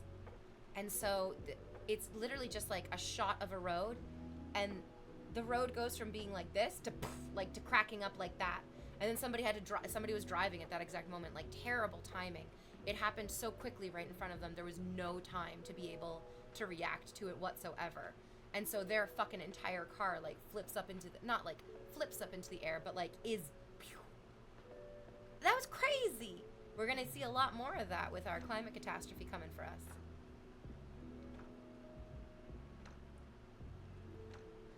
I think the Cars had Witcher 3. Oh, that's a great game. And Cyberpunk, though, I'm not too sure. What the fuck? Cyberpunk is not a game you should be playing in a car. What the fuck? H1 Uba. Hello. Yeah, we have a place in Algeria that the degrees can reach plus 65 degrees Celsius heat, so the roads are super hard to get done. Yeah. Yeah, yeah. Kathleen says, I'm pretty sure I had an Uber driver watching picture-in-picture YouTube over the map the other day. Oh my god! Oh my god! Oh no! No, no, no! Oh my god in heaven. Just kill me now. And not slowly in this car wreck. Munster Zero says, it's raining like crazy where I am. It's either gonna cool down or we're about to have boiling rain. That is right, exactly. Exactly. Oh, dear God in heaven. Welcome to the apocalypse. It's gonna be toasty. Oh, hi, puppy. This is my dog. Her name is Bao. Thank you, Dashing. Yeah, I think that was the right choice. Especially because I'm pretty sure the first message he came in with, he was like, wow, you look so smart. Which, I did not take that as a compliment. I know that I look a lot of different ways, but anyone who comes into my fucking stream and goes, wow, you look smart, I'm taking that as an insult. I'm like, I'm not sitting here trying to look smart for you. I'm trying to sit here and stay cool because I'm so fucking hot. It would have made more sense for him to say, you look hot. Algeria. We were talking about, that's in Northern Africa, right? Please correct me if I'm wrong. We were talking about how sometimes Northern Africa just gets lumped into fucking the Middle East all the time. Mostly because somebody... yeah, exactly. Okay, good. All right, good. I got Ethiopia and Eritrea mixed up earlier today, so I'm trying to double check all of my fucking African geography knowledge. Such a cute pup. She really is. Yeah, telling somebody that they look smart seems a little bit like a backhanded compliment. Rightus, that's a really good point, yeah. Dashing, or you look figuratively and literally hot. That is a great compliment. It really is, yeah. V, you look like an anime character. Actually, I look more like a Disney character. Yeah, I got them big old Disney eyes. Aw, Dataslob says, you're the best streamer on Twitch, Miss Invader V. Fuck yes, I am. That's why when you gift me subs, it just feels right. Subby Boy says, you've probably heard it a million times today already, but your hair looks really nice today. How dare you not subscribe to me, Subby Boy? It's right there in your name. Val's feeling the heat too. She is. She's panting.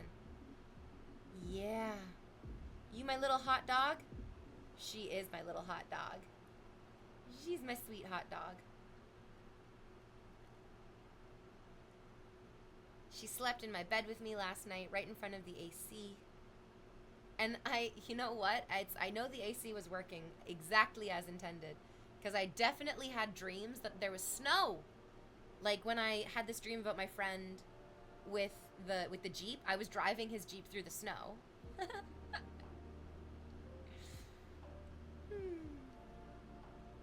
Hi, Cause for Concern. Thank you so much. That's very nice of you to say. Everything feels right when V is streaming. What? Thank you. Can I pet the dog? You know what? It depends on her mood. It truly depends on her mood. Sometimes she's like, yes, I want pets. I want attention. I want you to touch me. Other times she'll come up to people and they'll go, oh, what a cute dog. And they'll reach out to her and she'll duck her head away. And she's like, no, I don't want you to touch me. You know, it makes me very happy because it gives me the feeling that she has a good sense of her own body autonomy. And that she feels comfortable expressing and like acting out on her body autonomy. That like, if she wants you to pet her, she'll let you. And if she doesn't want you to touch her, she will move away. She's a good dog. She's a good dog. She's also very good at like telling other dogs like, I don't want to play with you. I don't want you to touch my like ball. I don't want you to come too close to me. She like uses her little growls in a very effective way. Never in like an aggressive way, but very much in a communicative way. Grr, get away. And I think that's okay. I think it's good. I'm never going to force her to like interact with people or other animals that she doesn't feel comfortable and confident doing. Oh, did I find the spot? Oh, are we finding the spot? Sorry, I'm only just typing for today's stream, Empress. I've been speechless for the past 1 hour and 58 minutes and 50 seconds. How dare you not be subscribed to me? I'll hunt you down and gut you like a fish in a video game.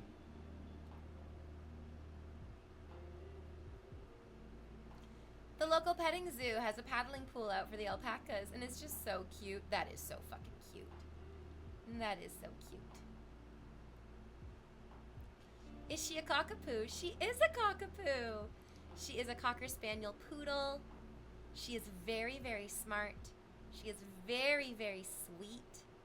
She's got a lot of personality. She's my little French hunting dog. You're my little French hunting dog. Yes, you are. She loves fetch.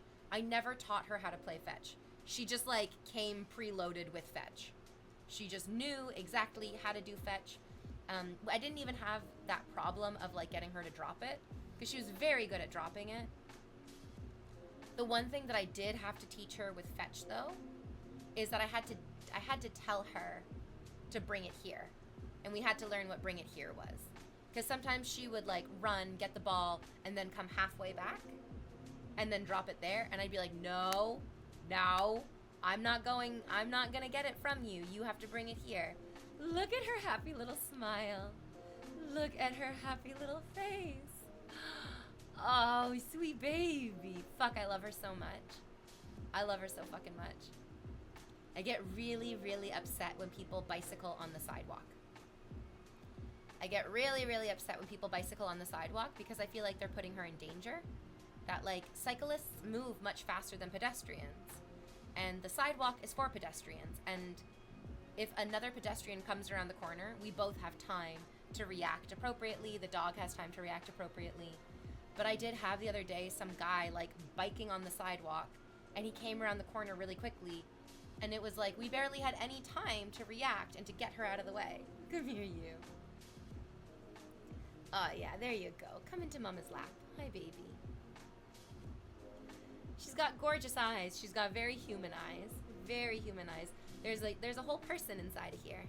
Yeah. The red bandana is so perfect. I really love it. I used to say to people, no dog of mine won't sport her gang affiliation. And then I was like, maybe I shouldn't joke about gang affiliations. Considering that most of the gun violence that happens in Toronto is as a result of gangs and gang affiliations. Oh, she's so soft. You guys, I wish that you could all be petting her right now because she really is like the softest, sweetest little thing. Her whole body just feels like cashmere.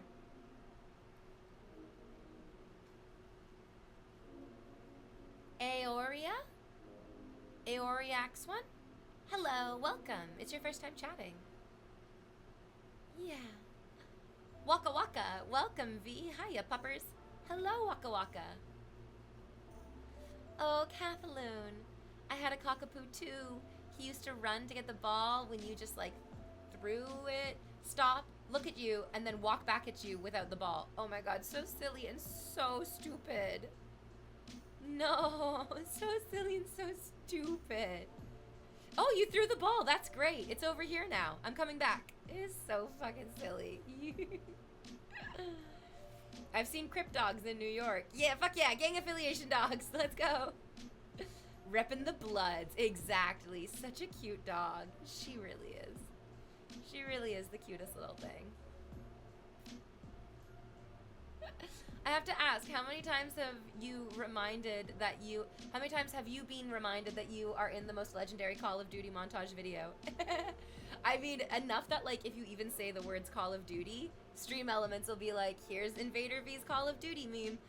If you guys haven't seen this meme of me, I cannot recommend it enough. You know what's crazy?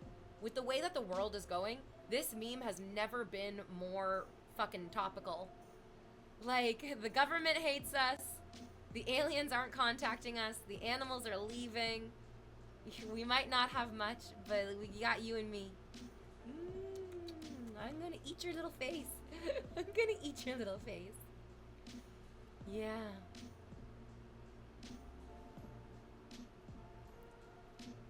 I wish that meme had become less relevant and not more relevant as time went on. It would have been great for us to move in the other direction. Got aliens contacting us. Got the government loving us. Look at, oh, big yawn for such a little puppy. Look at her pretty pearly white teeth. Yeah, pretty teeth. Waka Waka says, I throw anything. My dog looks at me like I'm an idiot and then just like wanders off to go pee on something. Yeah. What the fuck are you doing throwing this away? What's wrong with you? Okay, so a couple of times I've had that happen.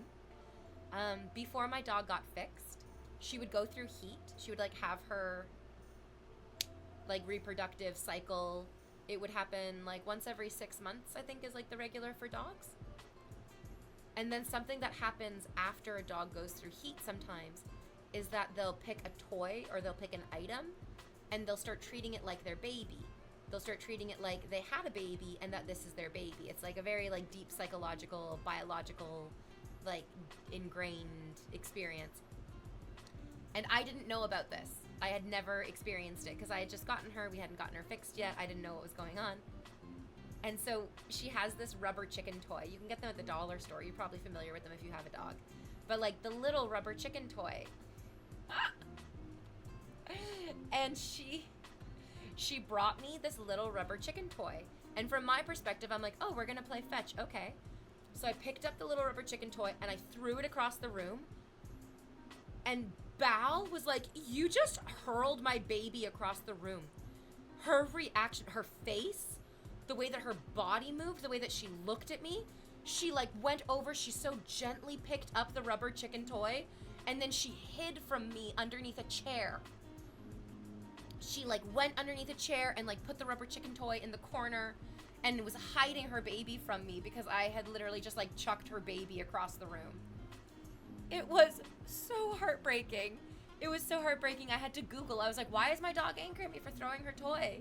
And then I discovered that like, oh, she's going through like a pseudo motherhood biological response. And you just threw her baby across the room. And because it was a rubber chicken toy, it like squeaked when it hit the ground. So like her baby like cried as it hit the ground. As a poor dog. Oh my God, my poor thing. Oh, are you looking for those treats? She knows that word. Oh, it was so fucking funny. Yeah. I threw her baby. I'm a monster. Threw my granddaughter across the room. Now she's fixed. She had the surgery. When did she get fixed? Authentic Apathy. Guess what? They redeemed a treat for you. Yeah, come here. Stay here. It's right here. Oh, it's a little treat. That's okay. We'll have to put more into the bag. We can make this treat go quite a distance. Okay, Bal. You have to give me your paw. Good girl. Very good girl. Good girl. And now touch. Yes, touches with your nose. Good girl. She's already laying down. She knows what the next one is. She knows what the next one is, and she's already laying down. Can you lay all the way down? Lay down. Yeah, all the way down. Good girl. You get a treat. Good puppy. A very good puppy. Yay, good puppy. I love her so much. You're my best friend. Oh, she knows the routine. Do you remember the other day when I tried to get her to do it backwards? And she was just like, what? Lay down? You mean paw, right? Surely you mean paw, not lay down. I tricked her. I gave her the confuzzlement. Poor thing.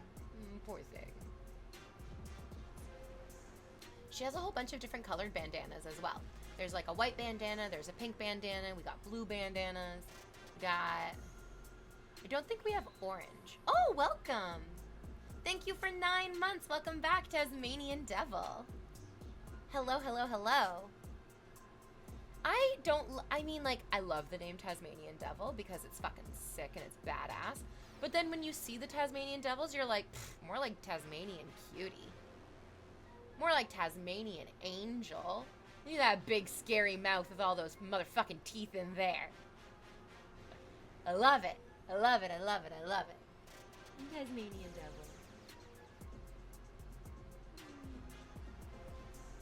She's got her gang colors? Yeah. I was just saying that's what I used to tell people when they were like, I love her bandana. And I would like say, yeah, no dog of mine is going to be denied repping her gang colors. And then I was like, don't make gang jokes, V. You are a white girl. You are a white girl. You should not be making jokes about gangs. Oh, this sweet little punum. That's old Jewish language for face. Mine was a rescue. He had no idea how to play fetch or play with other dogs. But he does do shake a paw. Perfect. Absolutely perfect. And what more do you need? We used to keep my dog's collar on, but then they had their fur thinned out around the area, so she has nothing on, which is probably better for the dog's comfort. Yeah. So what I've been doing is I have like a really nice flexible cooling, like a gel pack, an ice pack that's like made of gel. And what I've been doing is tucking it like around her neck underneath the bandana to help cool her down. I think it works. She's a little bit confused by it. She's a little confused by it. She's a little bit like, what are you doing? Why are you putting this on me? But it was definitely helpful when we didn't have the AC. And it was so hot. So very hot. I even told the guy who came today that he was like, oh, like your apartment is like so nice and cool. And I said, yeah, I had to get like a window AC unit. And he asked, he was like, when are they gonna turn on these AC units that they installed? And I was like, they're not turning on the AC in our building that they installed until August 1st. And immediately the construction worker guy was like, they're literally just trying to turn as big a profit as possible. That's so despicable. I was like, yeah, I'm glad you recognize that also for exactly what it is. Yeah, it's 34 degrees here. It's a little warm. It is 30 degrees Celsius without the Humidex right now. That is, people are gonna die from this heat in Toronto. Yeah. McDougal says, baseball bet placed. Homework aced. Time to take the train, Indica, to space. Take the Indica train to space. Bitch, you already sound crazy fucking high. Are you sure you need drugs? Hazer says, some might say too warm. Yes, yeah. It's way too hot. It should not be like this in Canada. It should not be 30 degrees without humidity even in Canada. I wonder what the temperature is like with humidity. We had a scorcher of a weekend. 27 degrees in Scotland qualifies for that, but now it's overcast and rainy again. Ah, good. Back to how it should be. I bet that guy could have switched the AC breaker on. No. No, I don't think he could. They definitely installed and set up the entire system to be controlled centrally by, like, whoever the fuck is in charge. It's probably remote, to be honest.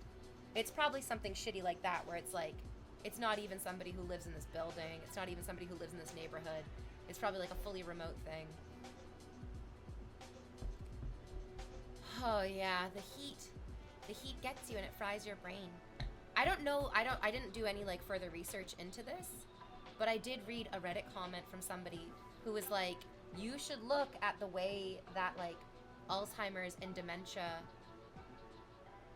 manifest in really, really hot countries, because the heat will quite literally like cook and fry your brain, which is, I mean, I feel it. I forgot to update my stream title, and like I'm usually pretty good about that.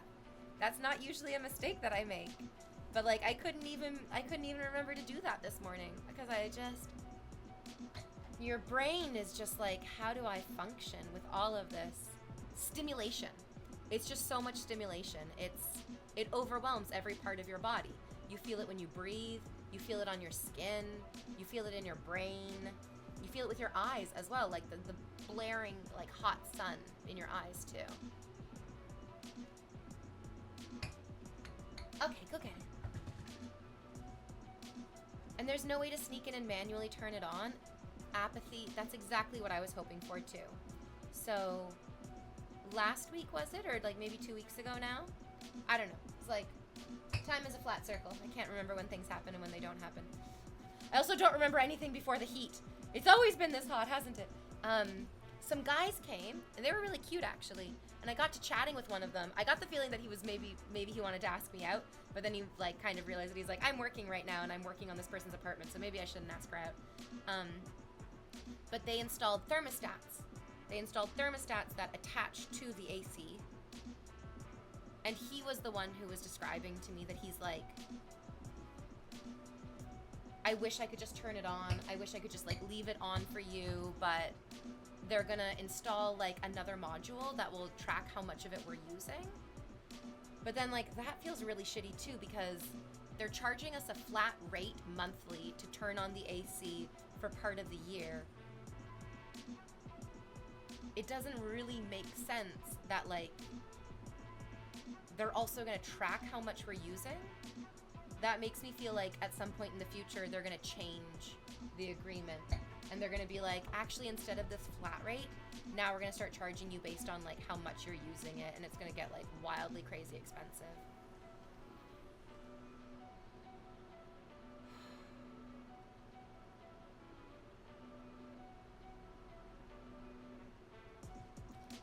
Yeah, we talked about this yesterday, and it's just, it's really, really shitty when you recognize that somebody is trying to turn a profit on you just trying to live a quiet, happy life. It's like, why do you need to turn a profit on just me living my life? Yeah, time to buy a house. Oh my God. The average cost of a home in Toronto is $1.2 million. Nope, I'm a renter. Like many of my millennial colleagues, I rent. Yep. Yeah. There was no like... Well, my stepbrother got money to buy a house.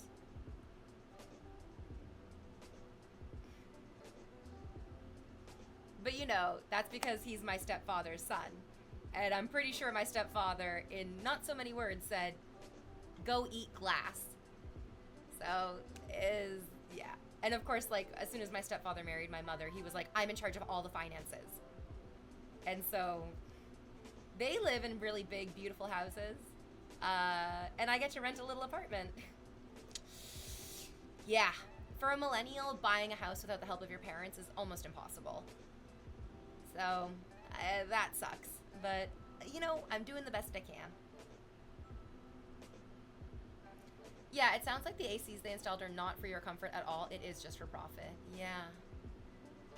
They did that to me, says Quasington. But they did it with water and sewage. Ugh, I'm so sorry. That fucking sucks. And that makes, like, a little bit of sense. Like, yeah, if you buy a house, you're paying for all the water that you take in, and then you also pay for all of the water that goes out of your house as well. But if they make all the houses too expensive to own, and then they start charging you, like, the same amount to rent, oh my God, this system is just so fucked. This system is just so fucked. Oh, man. If only we could have been born, like, 50 years ago and had the opportunity to be part of that generation that got everything super duper cheap, super duper easily, with a great safety net. Like, houses that were sold for like between $80,000 to $120,000 in Toronto 50 years ago are now $1 million homes. And that's like an insane fucking increase. And by no way, shape, or form have wages kept up with that at all. Yeah. The older generation really pulled the ladder up underneath themselves. They got to where they needed to be, and then they said, you guys can fucking suffer for all I care. And it's painful. It really, really sucks. I bought my house, but the house prices in Scotland aren't too bad. That's nice. I'm happy for you. Thank you for rubbing it in, you asshole. A house in TO, oof, no better than trying to buy in Vancouver. Yeah, Vancouver and Toronto are very, very similarly, like, incredibly overpriced. Yeah. I'm glad I inherited mine. You guys are real assholes, you know that, right? Like, I'm sitting here being like, my mom is gone from sickness. She got completely financially taken advantage of by my stepfather, who only cared about his own kid and his own family. So I will have nothing. If I'm lucky, I won't leave a fucking ton of debt. And you guys are like, oh, I'm so glad I could buy a house where it was inexpensive. I'm so glad that I could just inherit a house. Thanks, guys. Thank you. That makes me feel really great for being an orphan on my own. Renting a little apartment, just trying to live a simple, small life and getting fucked at every corner. Thanks, guys. Thank you so much. It's so nice of you to say.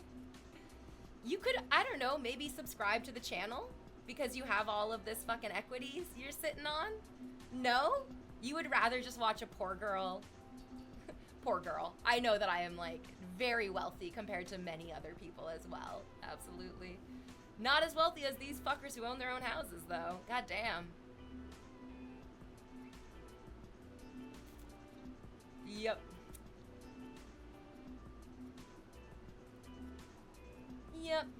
My sister's buying land and getting me to pull a small colony of converted shipping containers on it. I've heard a lot of people are doing that. Yeah, absolutely. They're just rage baiters. I think that they assume that because I'm a pretty girl on Twitch, I'm making like $25,000 a month. And that's okay. You're absolutely fucking wrong. That's okay. It's interesting how your perception of me is that, like, I'm very wealthy and I'm super duper well off because I'm a pretty girl on Twitch. But, I mean, I definitely streamed earlier this month and made $35 for the whole day. Made $35 in the entire stream. Absolutely. I'm pretty sure you guys would make more money if you showed up to a minimum wage job for the same amount of time. It's interesting how our perception, again, just like forms the reality of that, like, there's no way that you're hurting for money. Well, I mean, I live below my means, absolutely. When I started streaming, I didn't immediately, like, start renting a gigantic palatial apartment. I stayed in the same place because I understand that it's like a financially wise decision to make. And then I remind you guys that if you enjoy the stream and you like talking with me, you can give a little bit and do a whole bunch with that. It's wonderful. It's very kind of you to do. Yeah. My brother was concerned about his inheritance. Well, I had to pay for my mom's funeral. Good times. I get it. Yep. Yeah. Mm-hmm. Dr. Navery says, you without a doubt earn more than me. I mean, what are you basing that on? How could you possibly know how much? Did you make $35 for showing up? Yeah, it sucks. Between Airbnb, corporate home conglomerates, and the RealPage homeownership. I'm not familiar with RealPage homeownership. It's basically a thing of the past. Do you also have a part-time job? Oh, yeah. Like I definitely work my ass off, and it's not every day on stream that you get to see it. Final level boss, thank you very, very much.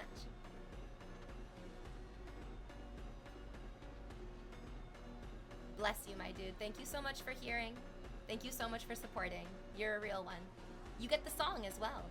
Welcome to the Blanket Fort. I'm very glad you're here. I'll send the air reverberating with a mighty cheer. I'll sing you in. I'll sing you out. To you I raise a mighty shout. Yo, yo, my sub is here, so welcome to my stream.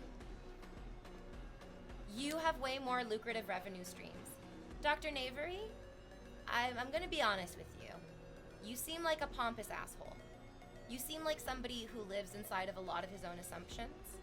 You don't really seem to be listening to me. And you did this yesterday in chat with another person from the UK who was talking about the heat. Where, again, this is a huge sign of emotional immaturity. That you just go, it's not that hot in the UK. You own more money than me. And dude, you are telling other people what their lived experiences are. Cool, peace out. I mean, that's another sign of emotional immaturity. The minute that you're called on it, the minute that it's brought to your attention, you just say, well, fuck you, how dare you tell me that? I mean,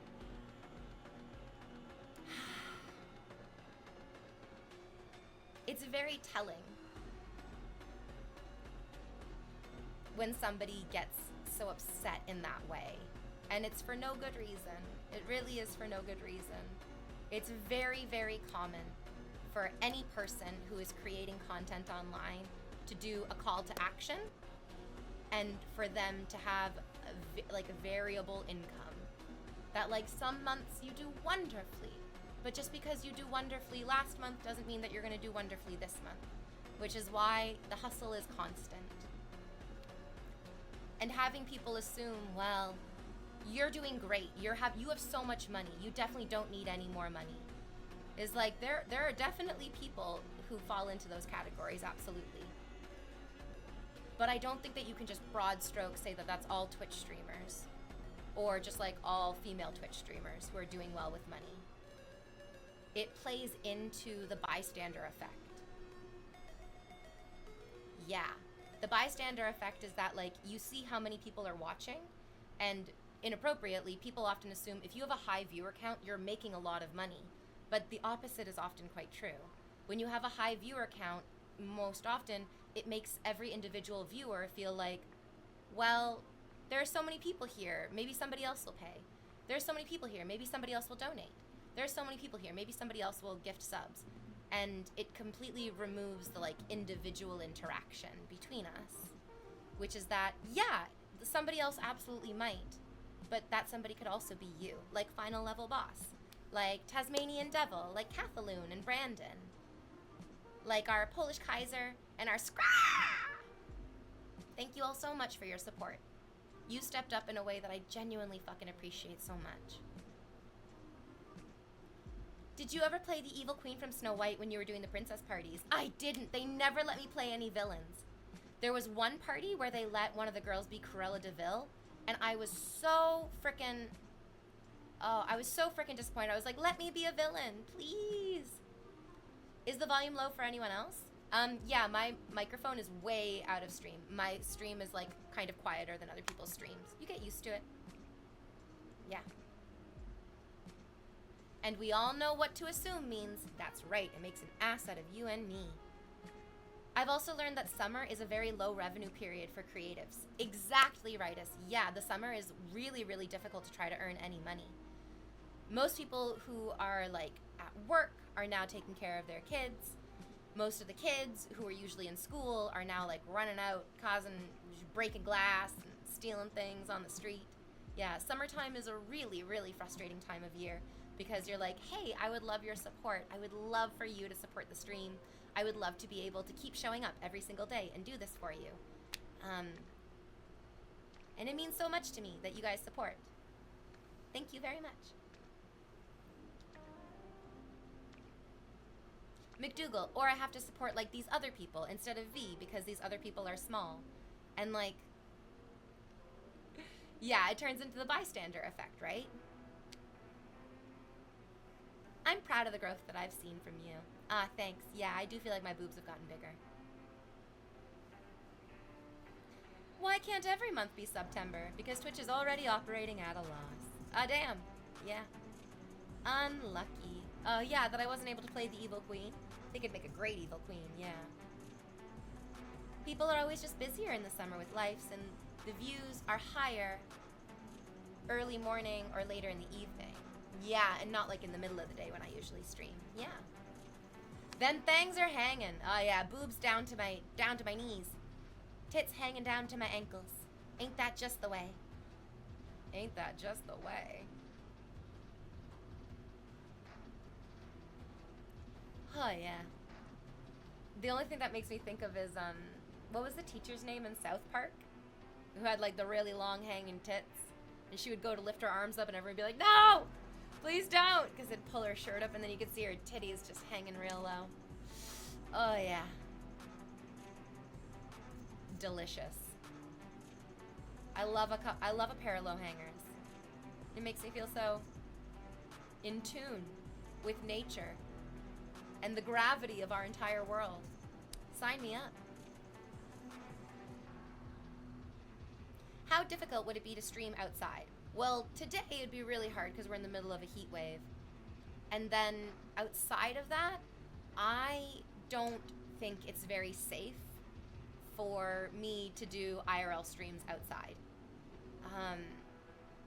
The reality is that as a woman Twitch streamer and content creator, there is a much higher risk of somebody watching my stream, figuring out where I am, coming to where I am, and then following me home. Unfortunately, it's very, very dangerous to be a content creator and a woman online because you never know what small bit of information you can give to somebody watching you that they could use to hurt you. And if you don't believe me, you can just look up in the last few months. There were several women who created content online who have been murdered by their viewers. And I take those things really seriously. I really, really do take those things seriously. Yeah. Okay. Whew. I'm gonna be unemployed next Tuesday, but that's because I'm retiring. Congratulations on retiring! That's a wonderful fucking milestone to reach. That's good to hear, babe. It's time for a break. I'll be right back. I gotta go take a cute picture of my butt and post it on Instagram for ya.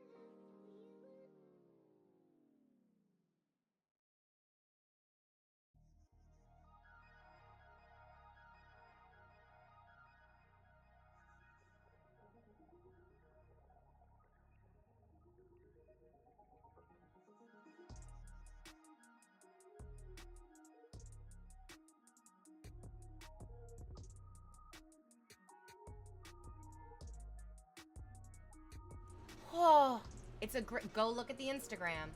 Go click on that Instagram link. Go do it. It's great. It's great. The curvature of the me. You know you love a good curve. You know you love a good curved balls, curved breasts, curved buttocks, grading curves. No, wait, are grading curves bad? I guess it depends on how many smart people are in the class. If it's a bunch of dummies in class, give me that grade. Give me that fucking bell curve. Give it to me. I love it. If I am the stupidest person in the class, please God, no. I want to live. I want to be happy.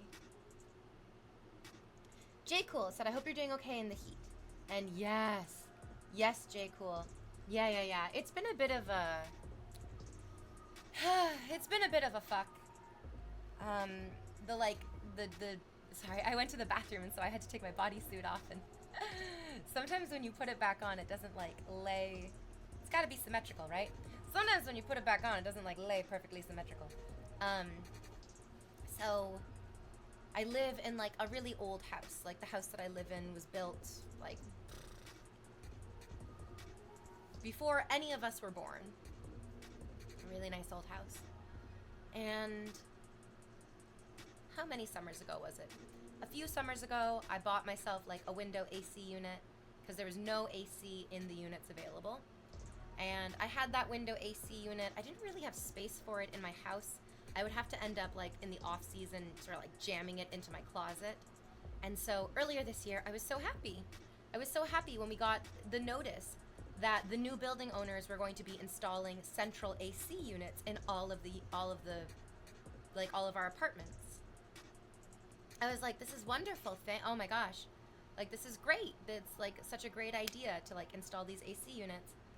And so I'm an idiot. I recognize that fully. I am not blaming anybody else for this. I will take this onto myself.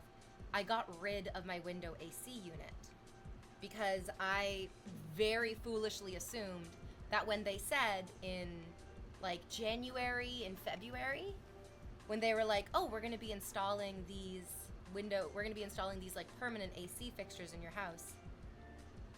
And then they were installed by like April, May, that we'd be able to use them this summer. They sent out a notice to everybody in the building last week saying that the ACs will only be turned on this year in August, on August 1st. And they're gonna charge us every single month that we're here, but they're only turning it on this year in August, which is like, it's such an incredible cash grab. It's literally, they were like, how can we screw these tenants over? And then that's what I have to keep reminding myself of, that the people who own my building want me to move out. They want to make it so terrible to live here that I move out, and then they can get somebody else to move in and charge them more for living here, and then make them feel miserable. Like, the business model, I think, in Toronto for renting is that you don't want any tenant to stay there too long. Ideally, every single year, they would just flip over a new tenant and again jack up the rent. Yeah. So there's the bylaw, or like the law. I don't know if it's a bylaw or a law.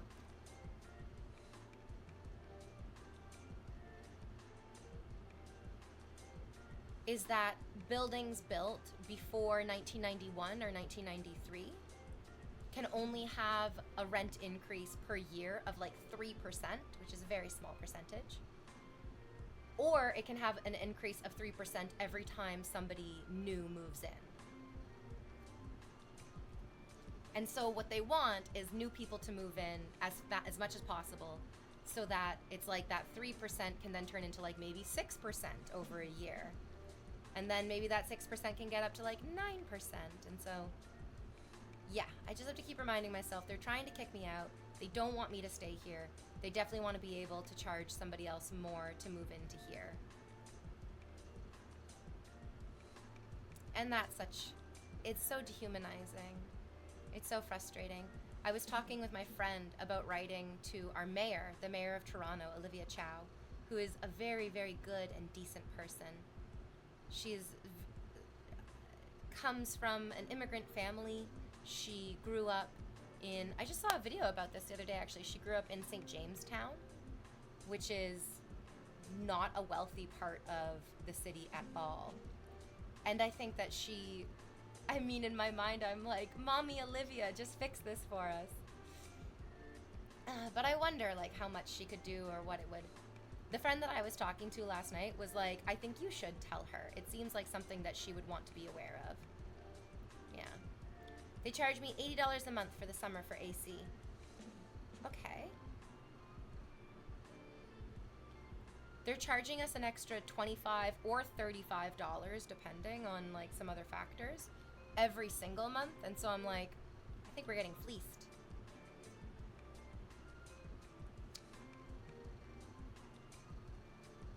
So it sounds like some people's hearts were in the right place, but then people found loopholes as the norm. McDougal, you did subscribe. Thank you for the subscription. Welcome. I think I'm subscribed. This isn't helping my hapless stoner image. No, you're definitely just solidifying the hapless stoner image. My internet brain rot heard you say bylaw, and I played the scene from Dodgeball when Ben Stiller yells, "What's the bylaw?" I don't remember that quote from Dodgeball. The only quote that I remember from Dodgeball is if you can dodge a wrench, you can dodge a ball. That's basically it.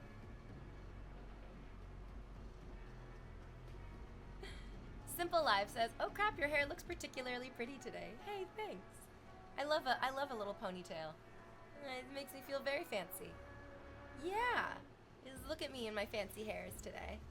It's also just nice to get like the hair off your neck, because then all of this area gets like front and back. Gets the like nice breeze from my little fan that I have right over here. And sometimes when I'm super duper crazy hot, I'll just run my wrists underneath cold water.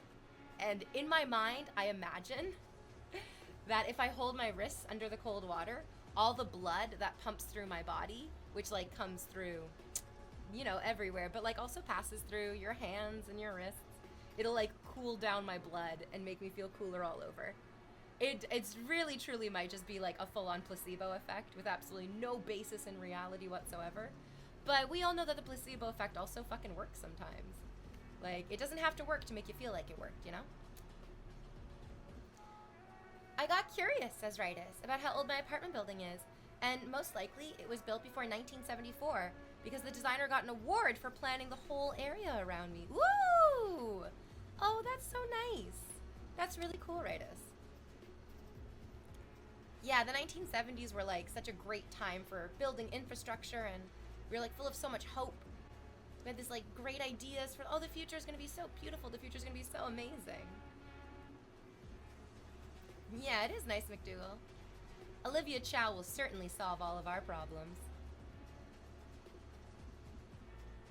Let a girl dream. Just let a girl dream.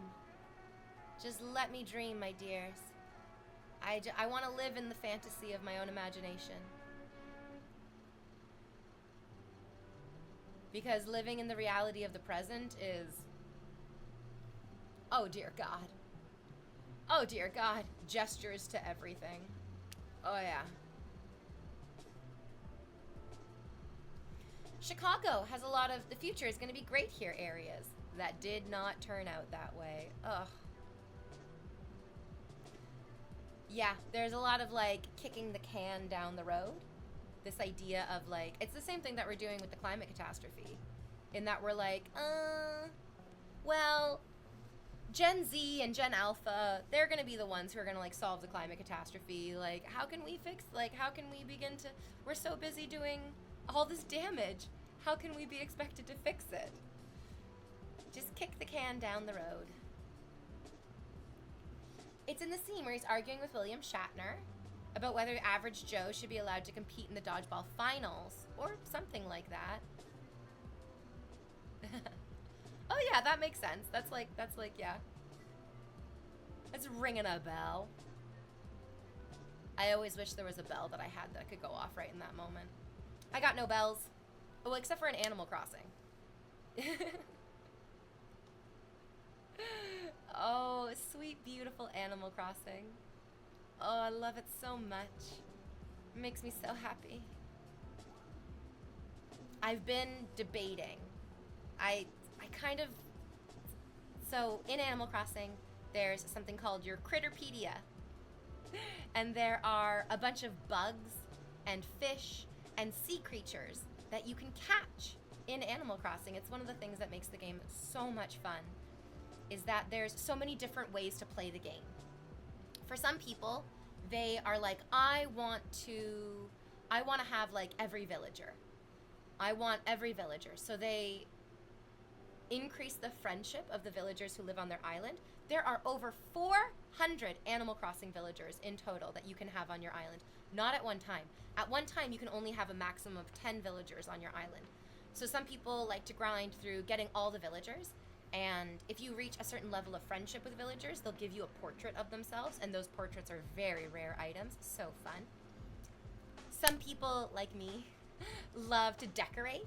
So they love like creating fun little spots on their island. I made a beautiful like Japan area on my island with like a Tokyo area and a Kyoto area and a Nara Park area where the deer are. You can go like see all the deer. And then pigeon milk. Oh, fuck me up. I love the pigeon milk. Every single time I go to the roost and motherfucking, oh shit, I forgot his name. Oh, that's so rude of me. And the scary Mr. Pigeon Man is like, do you want pigeon milk in that? I'm like, yes, give me the pigeon milk. Give me the pigeon milk. Fucking squirt your pigeon milk right into me, motherfucker. It's great.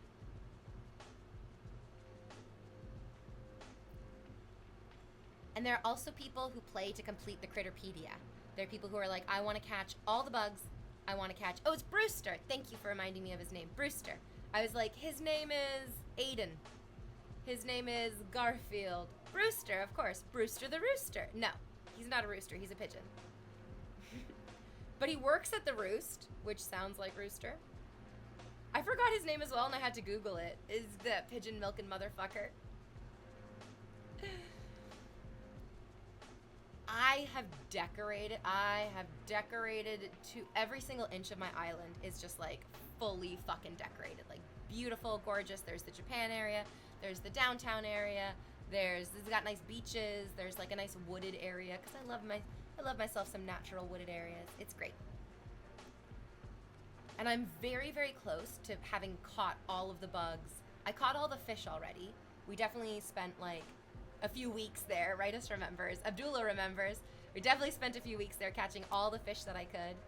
And even like traveling to other people's islands to take advantage of the weather and the seasons, because not all the bugs and fish and sea creatures are available all the time. Some of them are only available at certain times of day, and some of them are only available certain months in certain seasons. So I was looking last night. I think I'm missing 6 or 7 bugs, and I'm missing 2 sea creatures. And I've already caught all the fish. And so I'm like, oh my god, I'm so close to completing the Critterpedia. I'm so close to doing it. But when I looked up when the missing creatures are available, almost all of them are only available in January and February. There's a couple that are available in September. So like that's good. September's coming up. I can like wait until September for those ones. But I'm like, should I time travel?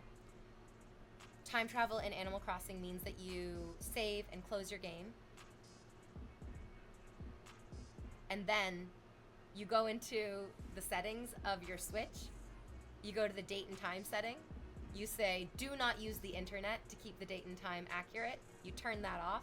And then you go down and you adjust the date and the time. And then you can trick your Switch into thinking that it's a different date and time than it actually is. And then you can use that to time travel in Animal Crossing. So I looked all this up last night and I was debating it. I was thinking about it. It is cheating. It is cheating. There are some hardcore Animal Crossing players who definitely feel like doing any amount of time travel is blasphemy. Absolute blasphemy. You're a heretic. You're a cheater. You gotta play authentically. But I am not necessarily one of those people. I have no problem with time traveling. I don't think it's the end of the world. I haven't made a decision yet about whether I'm going to time travel so I can get these bugs and so I can get these sea creatures. I'm still debating. I know that, like, I love delaying gratification. I love delaying gratification. It makes me feel so good to be like, I want this thing, and I'm just gonna like fantasize about getting it for a while. I'm gonna put it off and put it off and put it off. It's why there are so many TV shows I haven't watched yet. So do I delay my gratification and just wait until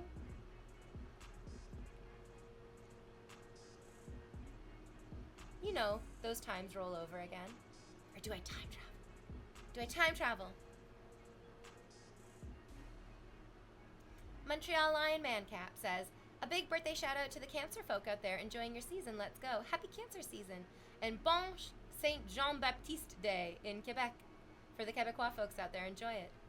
Yeah, there's a couple of Quebecois folks who were talking in chat today. Somebody came in and told me how hot it is in your city today. I'm so sorry to hear it.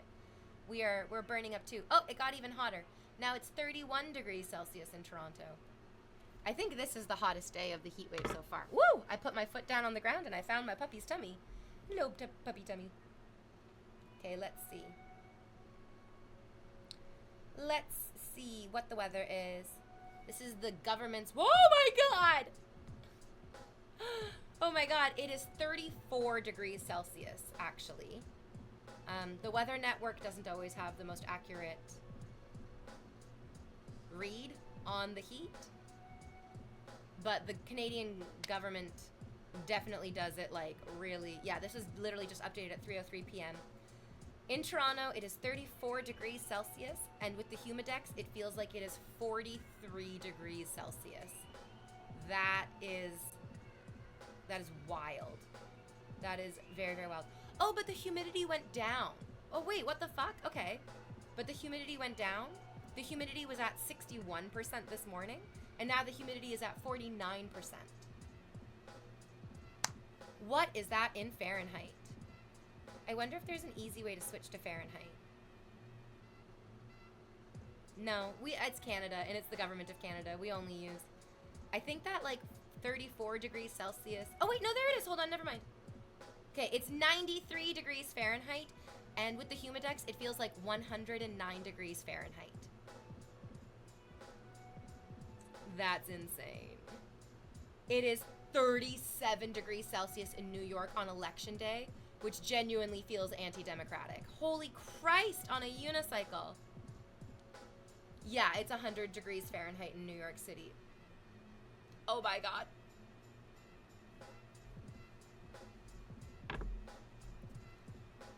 It's a good thing to continuously remind ourselves of, guys, that this will be the coolest summer that we will have for a long time. It is just going to get hotter and hotter and hotter in the summers. And it's just going to become more extreme and cold in the winter times. Yeah. Although I feel like kind of a bitch for saying it, I'm like, we should enjoy this while we have it. Because it's very, very possible that in just a few years, we'll look back on these temperatures and go, ooh, I would do anything to have it be that cool again. I would do anything. Do anything to let it be that cool. Even though from our perspective right now, this is insanely burning hot. Yeah. Yep, we're all gonna burn up. Seems like it, yeah. They keep plowing down trees in Brazil. It's not gonna get any cooler.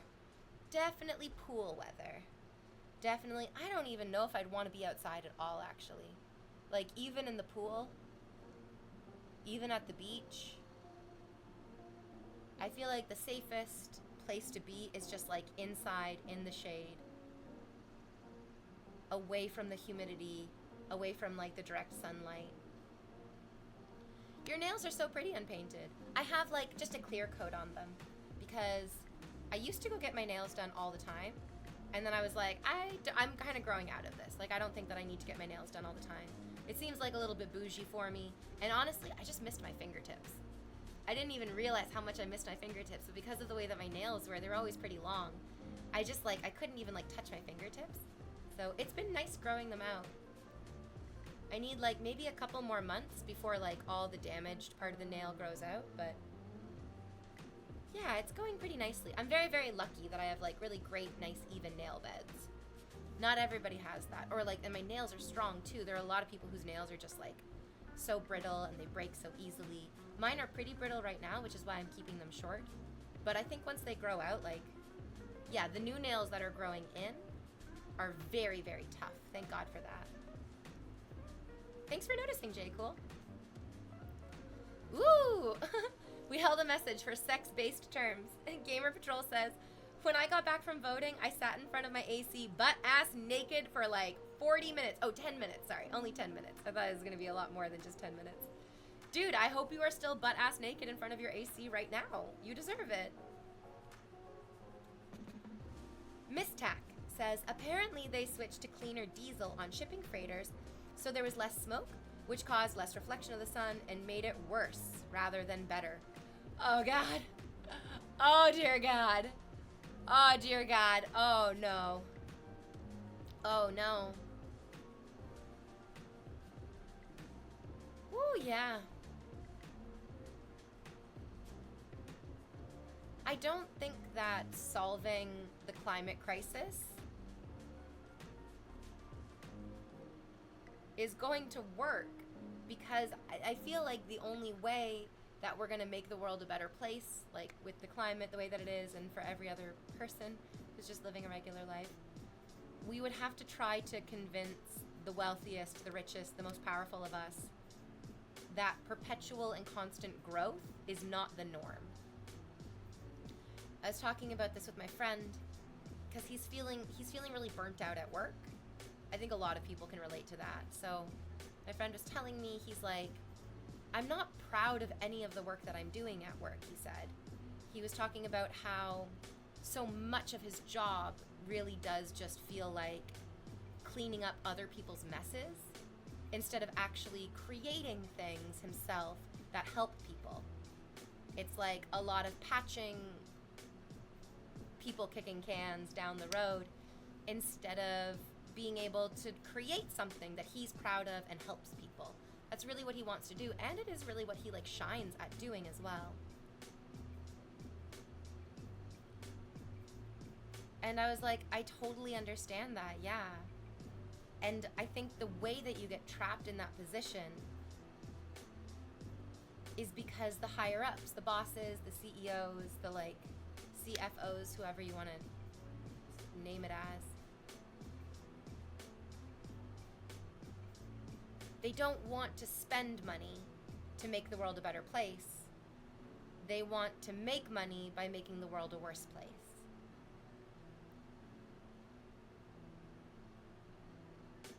And it's a very like universal human sickness. We see it all over the place. It's not just like an America problem. It's not just a Canada problem. It's not just in like Europe or in Asia. It's all over the place. When I worked at the Disney Princess Company, they had a calendar with all the earnings that we had made for the past year on the calendar. And our boss was like, if we don't earn more money on this day than we did on the same day last year, then we're doing terribly. And like, I get that. Yeah, I absolutely understand that. That like, you want your business to grow. That's how your business becomes successful, is by growing. But perpetual exponential growth is such a strangling trap. It's why it makes me so happy to hear about like the Costco CEOs who are like, we make enough money. We don't need to jack up the price of like the hot dogs and the drinks and the food at Costco. The Arizona iced tea people also are really good about that too, where they're like, people love Arizona iced tea. We don't need to increase the price. And it always makes me feel very, very frustrated when you go to buy an Arizona iced tea and they're charging more than it says on the can. This can is supposed to be 99 cents. It says 99 cents right there on the can. How dare you charge me more than that? You bastards.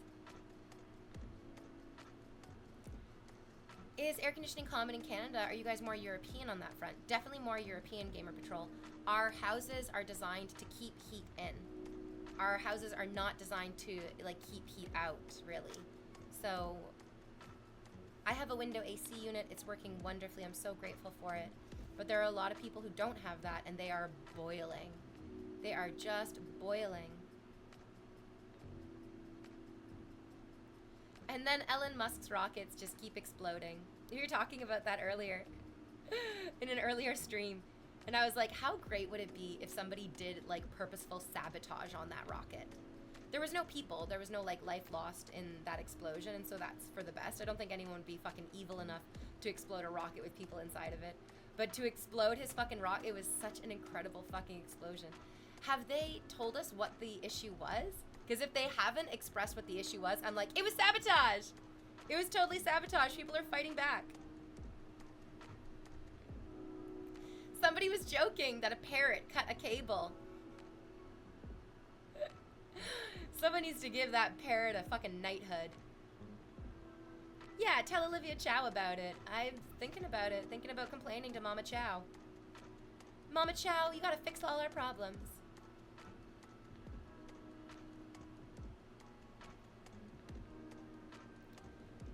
Arizona is an inelastic good, like gasoline or water. We simply must consume it. Yeah, we just need it. We can't live without it. I cannot live without it. I must have it. Oh, I love I used to buy a pallet of Arizona iced teas from Costco. It's a great double whammy of just like supporting great corporations, supporting great corporations.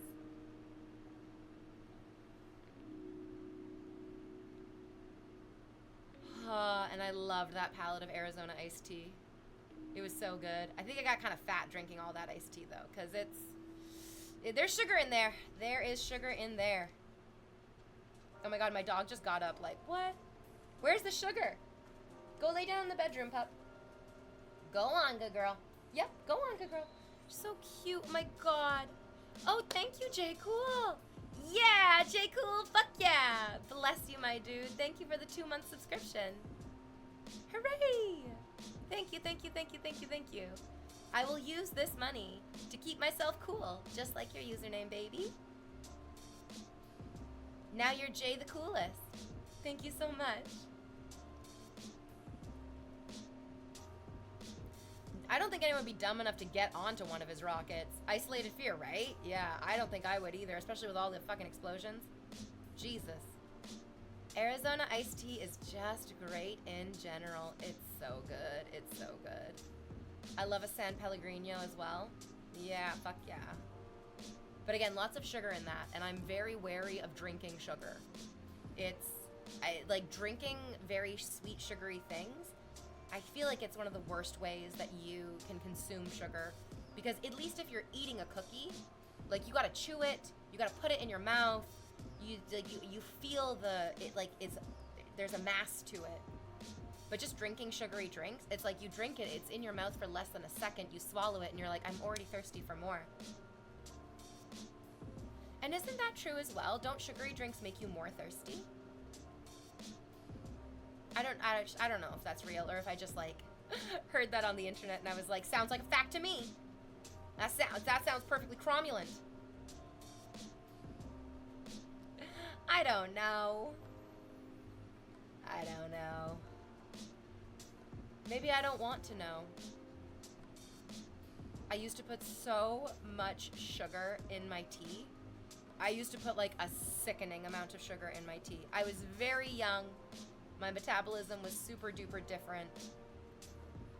And I used to put like a scary amount of sugar in my tea. Anyone who saw me prepare it would like give me this look. Oh my god, what are you doing? I'm glad I grew out of that, but it was, no, it couldn't have been when I was nannying. Or was it? No, maybe it was just when I was being a Disney princess, which sometimes just kind of felt like being a nanny because like the parents would hire me to do like a birthday party for their kid, and then the parents would like walk out of the room and I'd be like, wait, what the fuck? So hold on, I'm supposed to be entertaining these children and then also monitoring them? Jesus Christ, no thank you. Anyways, I like decided one day that I was gonna not put sugar in my tea anymore, and I was gonna like severely cut down on the amount of sugar that I consumed. And I'm not joking, there was a day where I sat down in the shower, I cried, and I thought about killing myself in a video game because my body was going through sugar withdrawals. I was like, okay, you're gonna call, I had a boyfriend at the time. I was like, you're gonna call your boyfriend, you're gonna break up with him, and then you're gonna kill yourself in a video game. And then I like snapped into sort of consciousness and was like, is this just because I'm not having sugar? Why am I thinking this? Why am I feeling this?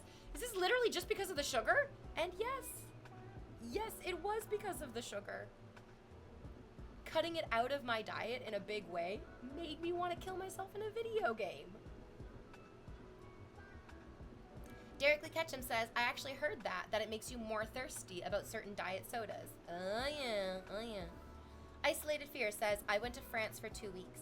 They kept throwing food at me multiple times a day. I thought I was gaining weight, but I actually lost weight. Yeah. Oh yes. Yeah, that makes sense. The quality of the food, I think it's just much higher in Europe than it is in North America. Canada is better than the United States. Like, I don't know what the obesity rates are in Canada, but I guarantee you the obesity rates in Canada are lower than they are in the United States, because just walking around Toronto, I would say that like maybe 1 in 10 people that I see walking around the streets in Toronto would, from just like my visual assessment, I don't know what their medical history is at all, I would say that like 1 in 10 people in Toronto are obese. But every time I've gone to the United States, it was more common, to be fair, to be hyperbolic and unfair rather, it seemed like it was like 1 in 10 people in the United States weren't obese. It almost seemed like being overweight was the norm in the United States, and being overweight in Canada is the exception. I would be interested if any of you want to Google that. I'd be interested to see what the rates are between Canada and the United States. And maybe I'm super duper wrong because I live in Toronto. And like maybe there's a ton of obesity out in the rural areas of Canada that I'm completely unaware of. That's also very possible. Some amount of sugar in a beverage would actually increase hydration along with a bit of salt. Oh yeah, but like, have you seen how much sugar is in a lot of these drinks? I don't think it's like some amount. It's a lot of sugar. It's like 26 grams of sugar. It's like 37 grams of sugar. Brightus says, I do need to cut down on my sugar intake too. It will make you feel better, but it'll make you feel worse first. So, mentally prepare yourself. It's most likely due to the no sugar in their foods and other junk. Maybe, yeah. Also, when you go on vacation, you're usually walking around a lot more because you're like doing sightseeing, you're carrying like your luggage with you from here to there. I always lose weight when I go on vacation. I always lose weight when I go on vacation. Because when I'm on vacation, I'm very rarely just like sitting at home eating a bag of chips, right? Like, if I'm on vacation, I'm walking around, I'm getting a fuck ton way more exercise on vacation than I do at home. So to talk again about Algeria, we have the best food. Oh, wait, hold on. The best food in the world, especially fast food. Algerian fast food is the best in the world? Say more. What kind of fast food places do you have? Vinny says, it still baffles me that Americans put sugar in everything. Like, even in bread, like, what the fuck? Oh, yeah, I do not eat white bread. It's like cake. Like, you get, like, a slice of white bread, and you put it in your mouth, and you're like, this is like angel food cake. It tastes genuinely sweet. Tend to find obesity correlated with economic status, so less common in expensive city areas. Okay. Yeah, that makes sense. Do you like Diet Cola or regular cola if you have a choice, V? I do not drink Pepsi or Coke. I don't drink Pepsi or Coke. I don't drink whiskey. I don't drink coffee. Yeah, I don't drink any of those. I mean, I'm not going to drink alcohol, I think, pretty much ever again. But if I was going to drink alcohol, I would probably just do wine. Yeah. I do not drink I don't drink any pop at all, or soda, however you want to call it. No. Just an IV of Dr. Pepper. Hook it to my veins. No. If I was to get a soda, it would be root beer. I would get a root beer or maybe a cream soda. Those are the two that I like. I love root beer. You guys, I don't think you have root beer in the United Kingdom, or at least you didn't when I dated my first boyfriend, who was from England. And the first time I gave him a sip of root beer, I was like, this is my favorite soda. He gave me Iron Brew, and I was like, this is delicious. Iron Brew is amazing. It is not the same in North America. You can go to a grocery store, and you can buy Iron Brew in a grocery store here in Canada. It does not taste anything like Iron Brew does from Europe. It's very, very different. And then I gave him a sip of root beer, and he spit it out and said, how much alcohol did you put in this? And I was like, there's no alcohol in root beer. It's ginger root beer. It's ginger. He was like, it tastes like toothpaste and alcohol. And I was like, well, yeah, it makes sense that it would taste like toothpaste because ginger root it's like gingery. And like ginger, like the ginger is like, it's that like bright, tangy, it's like kind of mint adjacent. It's not that far off. But yeah, he had the same reaction. He had the same reaction when he tried eggnog. He was just like, this just tastes like alcohol. And I'm like, no, it's just eggnog. It's just egg and nog. No alcohol. Oh, I've heard stories of Iron Brew. It's so good. It's so, in Europe, it's so good. In North America, you can just skip right over it. I only drink Barks root beer. Rough on the kidneys, though. Oh, shit, if you drink too much of it. Oh, geez. Oh, geez, no. I'm one of those, like, sick, disturbed individuals who just loves water. Like, I just love water. It makes me a little sad and a little embarrassed. When the Stanley Cups became really, really popular, I was so excited. I was so happy. I'd had, like, a few water bottles. Like, I always have a water bottle of, like, nice cold fridge water on me at home at all times. And, like, quite often, like, when I had a boyfriend, I would bring it over to the boyfriend's house, and I would just, like, fucking destroy that water. I loved it. And so when the Stanley Cups became, I broke a bunch of them because they were glass. I felt really bad about breaking them. And I actually cried because my ex-boyfriend got me like a nice tumbler to drink out of, and it was kind of expensive.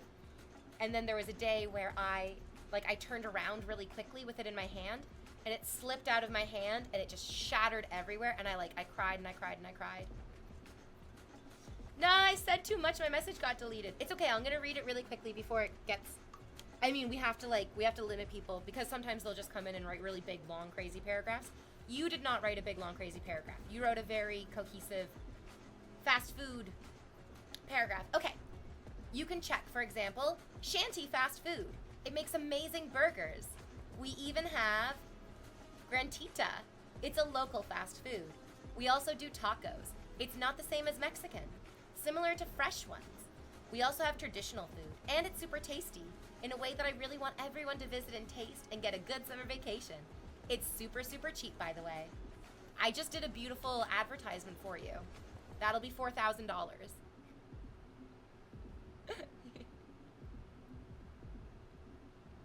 It's just stuffed. Things can be replaced, but I get it. Yeah.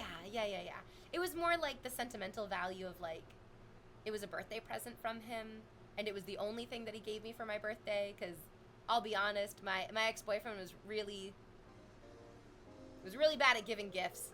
He basically never wanted to spend any money on me ever, which was a little depressing, because he made so much more money than me, and he would be so fucking stingy with it, and I made so much less money than him. Like, I made literally, like, less than half of what he would make per month. But he would be like, we have to split all of our bills evenly. And I very stupidly was like, yeah, that's what equality is. And it's like, equality is not equity. Those are not the same things. Yeah. So anyways, I got my Stanley Cup, which like I can drop and throw. It's never gonna break. Like, I will have my Stanley Cup forever and ever and ever. And I love it. But it made me really sad because having a Stanley Cup sort of like gives you like an inescapable image from some people, where they'll look at your Stanley Cup and they'll be like, oh, you're one of those girls. And like, I have one. I didn't buy like 17 of them. It's like the Labubus. I'm not like a rampant, like consumer. I'm really not. You think you can tell that like all of the stuff that I have in my house I've had for a long time. I love all of it. I'm not trying to get new stuff all the time. But I love my Stanley Cup, and it makes me so sad that people might judge me for it. Because water is fucking delicious. It's my favorite thing to drink.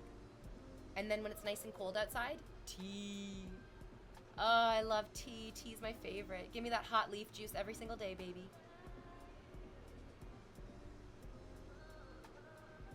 Barks root beer is nice, yeah. I don't know if you guys have Dad's root beer. Hi, Luperon. How are you doing today? I don't know if you have Dad's root beer where you are in the world, but you should try Dad's root beer. It's also really, really good. It's very, very good. They've really balanced the sweetness with the ginger flavor. It's awesome. Yeah. J. Cool, making you pay, shaking my head. Yeah. Yeah, that was not very comfortable. I've, like, talked to him about it and been like, hey, dude, you make more money than me. Like, it's not fair for us to be splitting these bills, especially because we would split, like, meals 50-50 as well. But he was, like, 6'3", 6'2", and, like, 200 pounds, and I'm 5'5", and, like, 130 pounds. There was no way that I was ever eating as much as he ate. Never, ever, ever. Not a single meal was I eating an equal proportion to him. But I would always end up paying an equal amount for all the food that we ate, even if he was getting way more food. It really sucks to realize that, like, I was being taken financial advantage of by my ex-boyfriend. It really sucks. It's why I have no problem taking financial advantage of you, my viewers. Yeah, just passing it on. Just passing it on. We're all in this together, guys. Hey, it's kind of like you and I are dating if I take financial advantage of you. Isn't that sweet? Kill me now in a video game. The day my cool mug breaks, I will be devastated. I already had a mild heart attack when the handle broke off, but I just glued it back on. Right, yeah, Rightus, I know how you feel. I know how you feel. You just want to keep it forever and keep it perfect forever, but we also recognize that we can't keep it all forever. We can't keep it all perfect forever. System Sniper, Dad's root beer is the bomb. Yes! Thank you. Yes, it is so good. I'm so glad you recognize it. Underrated cold weather drink is just chicken broth. Oh, yeah. Okay, yeah, just like sipping a cup of chicken broth. That sounds crazy, but also sign me up for it. I don't give a fuck. That sounds crazy great. Derek Lee Ketchum says one of my friends loves Dad's root beer. Yes, your friend has excellent taste. Send them my way. Isolated Fear says tea and lemonade is mostly what I drink. I know Dad's is not a thing around here. It sucks. We'll have to send you some. Oh, Resolve. I've never heard of this. Kvaz? Is it just pronounced Vaz? Is the K silent? Is good, but it's sort of an acquired taste. It's the phrase is it's an acquired taste, not a required taste. That's a cute that's a cute. It's a bone apple tea. I saw a tweet from somebody the other day who was like, "How do you spell owl? Like a lane, like clean up on owl 3." And it was like, "Oh, you mean aisle? Clean up on aisle 3," but they thought it was owl, like O-W-L instead of A-I-S-L-E, which makes sense. I remember the first time that I saw how aisle was spelled, I was just like, what? What? How is this? Who is in charge?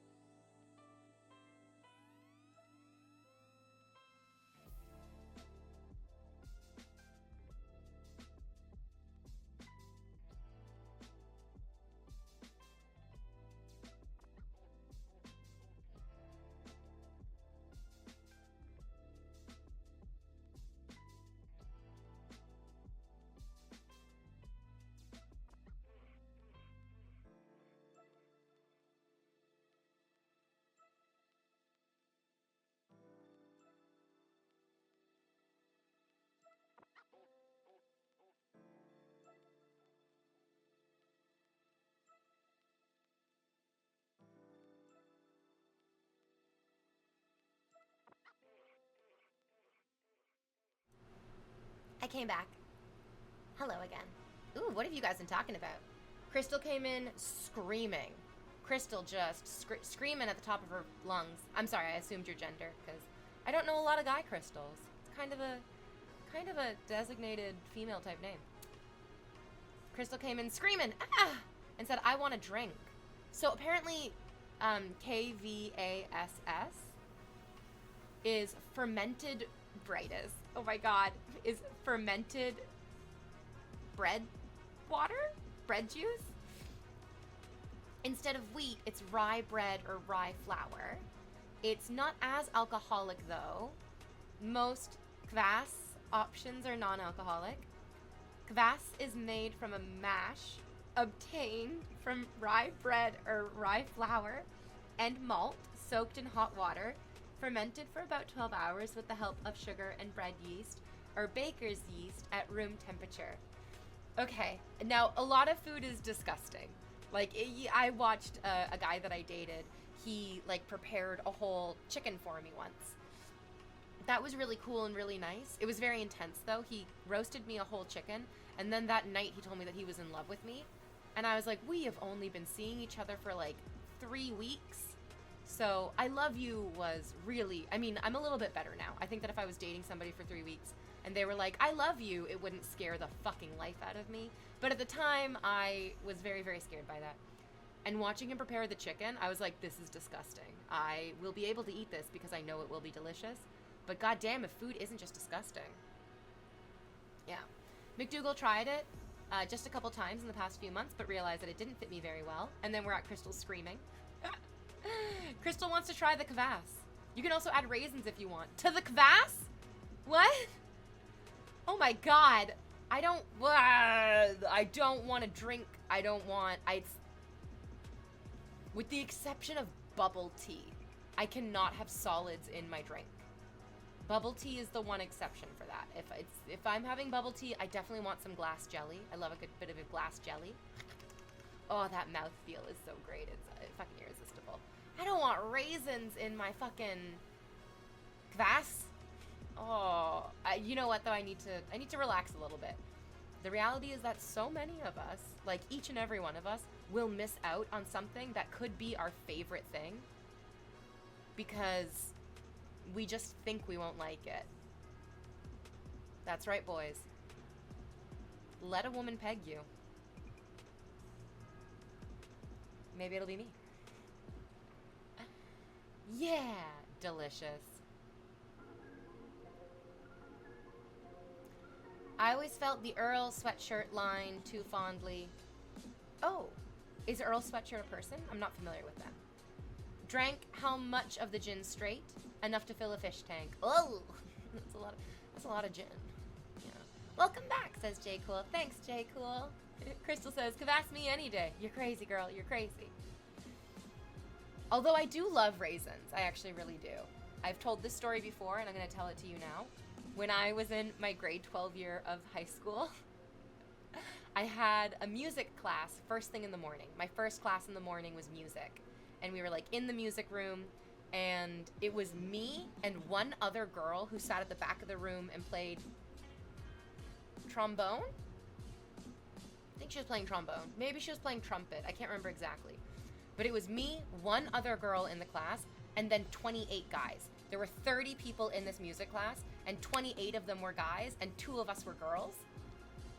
I played flute. I got to sit right up front, and I got to play fucking flute. I was great at flute. I loved flute. I think I have a flute on my wish list.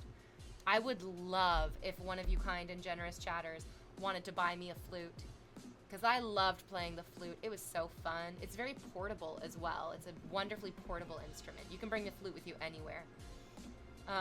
And every morning before I went to school, I would eat a cinnamon raisin bagel. And it would give me gas, and I would fart throughout the entire morning class. And I literally had the guys in my class say, who the fuck is farting so much? It smells so bad. Well, we know it's not V. It's got to be one of the guys. And I was like, yes, you know it's not me. It has to be one of the guys. Oh, man. I mean, maybe I should have told those dudes that it was me farting, and I should have charged them. That'll be $50 per fart, buddy. Most store-bought kvass is bad because they just carbonate it, so it just tastes bad, and the carbonation is too much for the natural fermentation. Fermentation, rather. Formation. Sorry. For the natural fermentation. Yes! Actually, you know what, Ritus? Now that you're talking, now that you mentioned that, like, the store-bought is often carbonated, it's kind of ringing a bell. It seems a little bit more familiar, yeah. No skin flute jokes. Mm-hmm. Asgard VDs?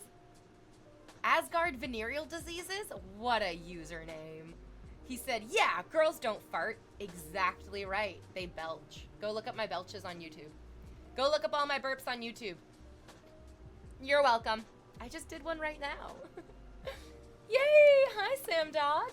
Sam Dog says, I forgot to put the lid back on the sparkling water bottle last night. I checked this morning, and it's still water.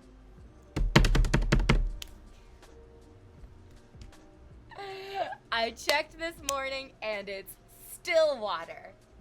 Still water. Yeah!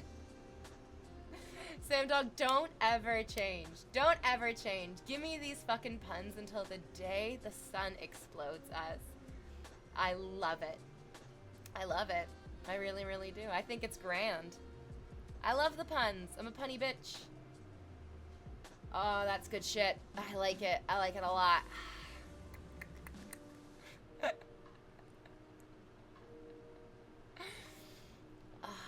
I wish you know what? I need to, like, put some puns in my back pocket.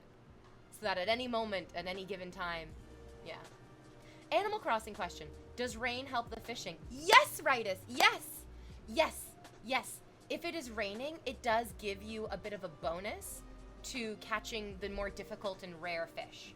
It actually really does help, just like in real life. Yes, Ritus. Fishing with rain helps. Also, after stream, open up your island, and I have, like, I don't know, I think I have, like, maybe, like, 30, maybe, like, 20 or 30 stacks of fish bait that I can give to you, and that'll help a lot. If you don't have enough fish bait, I can give you all the remaining fish bait that I have. I used probably, like, 400 fish bait to get, to complete the fish in the museum. I'll give you all of my leftovers, yeah. Yeah. I'm Chad, so Invader V. Crystal, you're a Chad? Women can be Chads. I met this woman. Her name was also V at the pool the other day. And she was such a Chad. I liked her a lot. Yeah. There's also a fuck ton of starbits for you at the entrance of my island. Oh, my favorite! Oh my god, yay!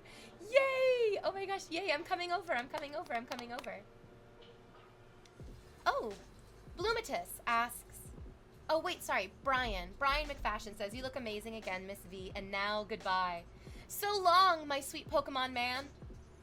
Farewell, sweet Pokemon man. Thank you for coming by. It was a drive-by flirting. I'm a guy.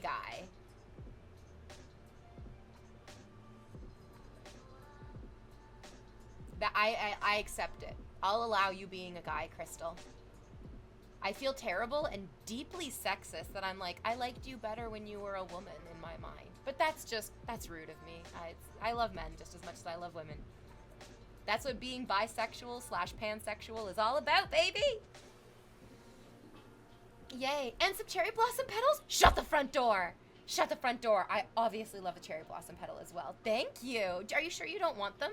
Do you want me to craft you anything with them?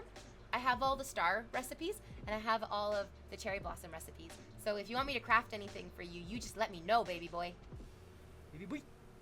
I'm a guy. All right, Crystal. I'll let you be a guy. When I was at the beach. Yeah, when I was at the beach the other day.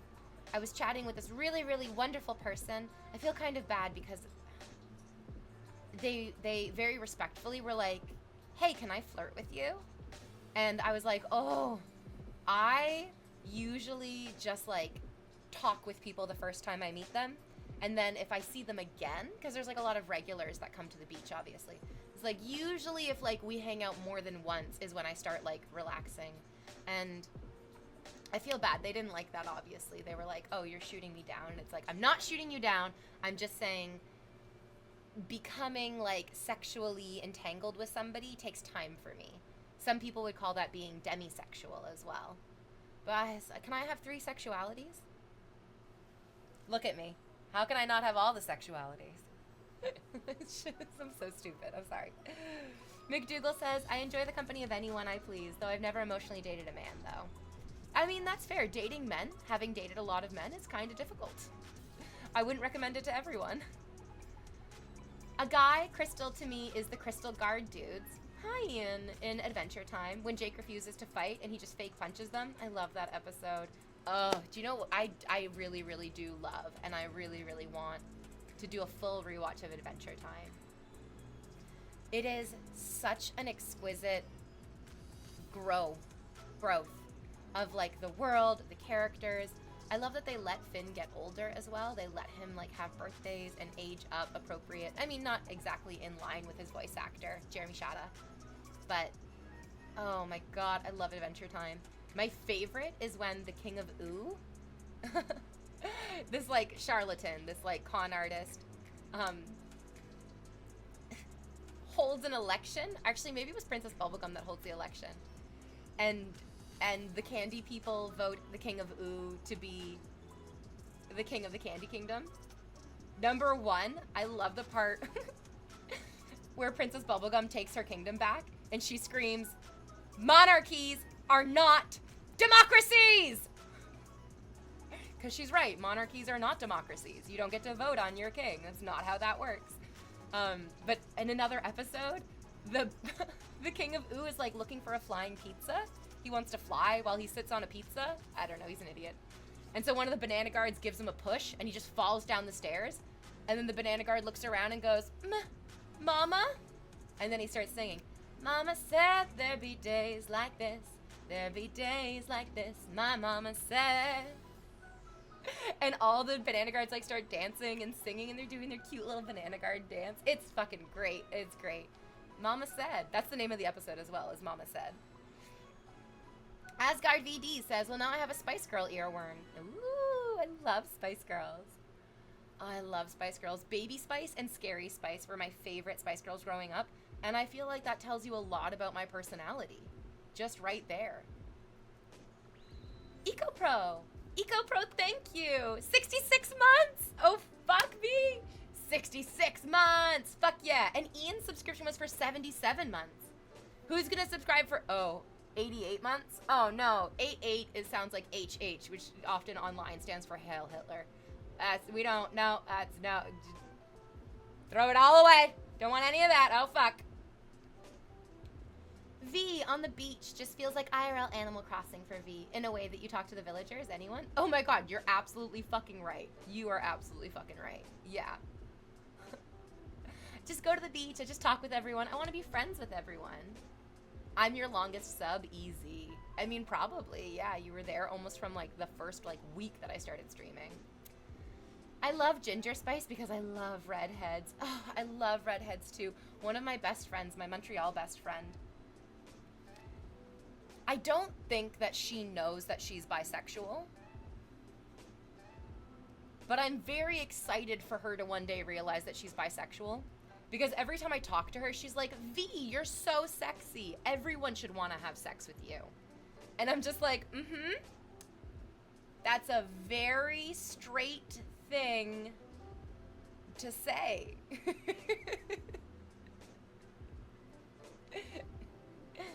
Oh, you're Abdullah. Okay, new username, Dula. I'm just behind Ian, I'm second. Nice. I was like, I do not know who EcoPro is. I don't know how they've been in my channel for this long without me recognizing the name.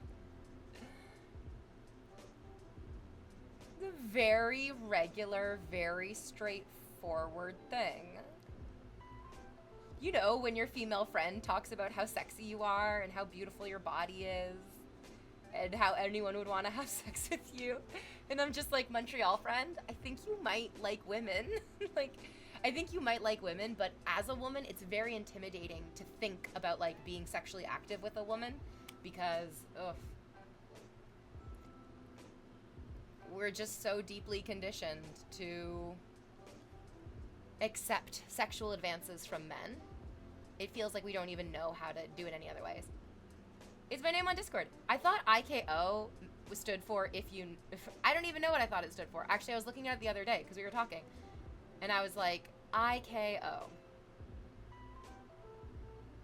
IKO. What does it mean?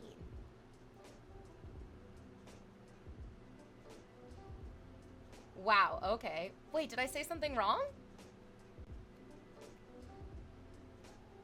What did I say that was wrong?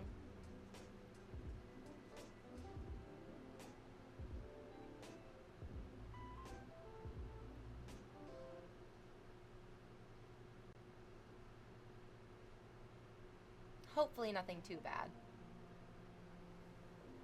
Okay. I'm wrapping up my stream now on that terrifying note. Who shall we raid today? You got Ashley going. You got Pokelals going. It looks like an Ashley day. We'll raid Ashley again, my dudes. Oh, she's playing the same game as yesterday. Okay, this is a great game. Yeah. IKO, as in fighting games. Oh, IKO. I get you. Okay. All right, makes sense, makes sense. Yeah. Have a good rest of your day, guys. We'll be back tomorrow for streaming and dreaming and creaming, and the weather won't be so crazy hot. Thank God for that. Yeah. God damn this heat. But we made it through. Today's the last day of the heat wave, and tomorrow should be better. So, yeah, it's time to put on our parkas. Yeah. Have a good rest of your day, guys. I'll see you tomorrow.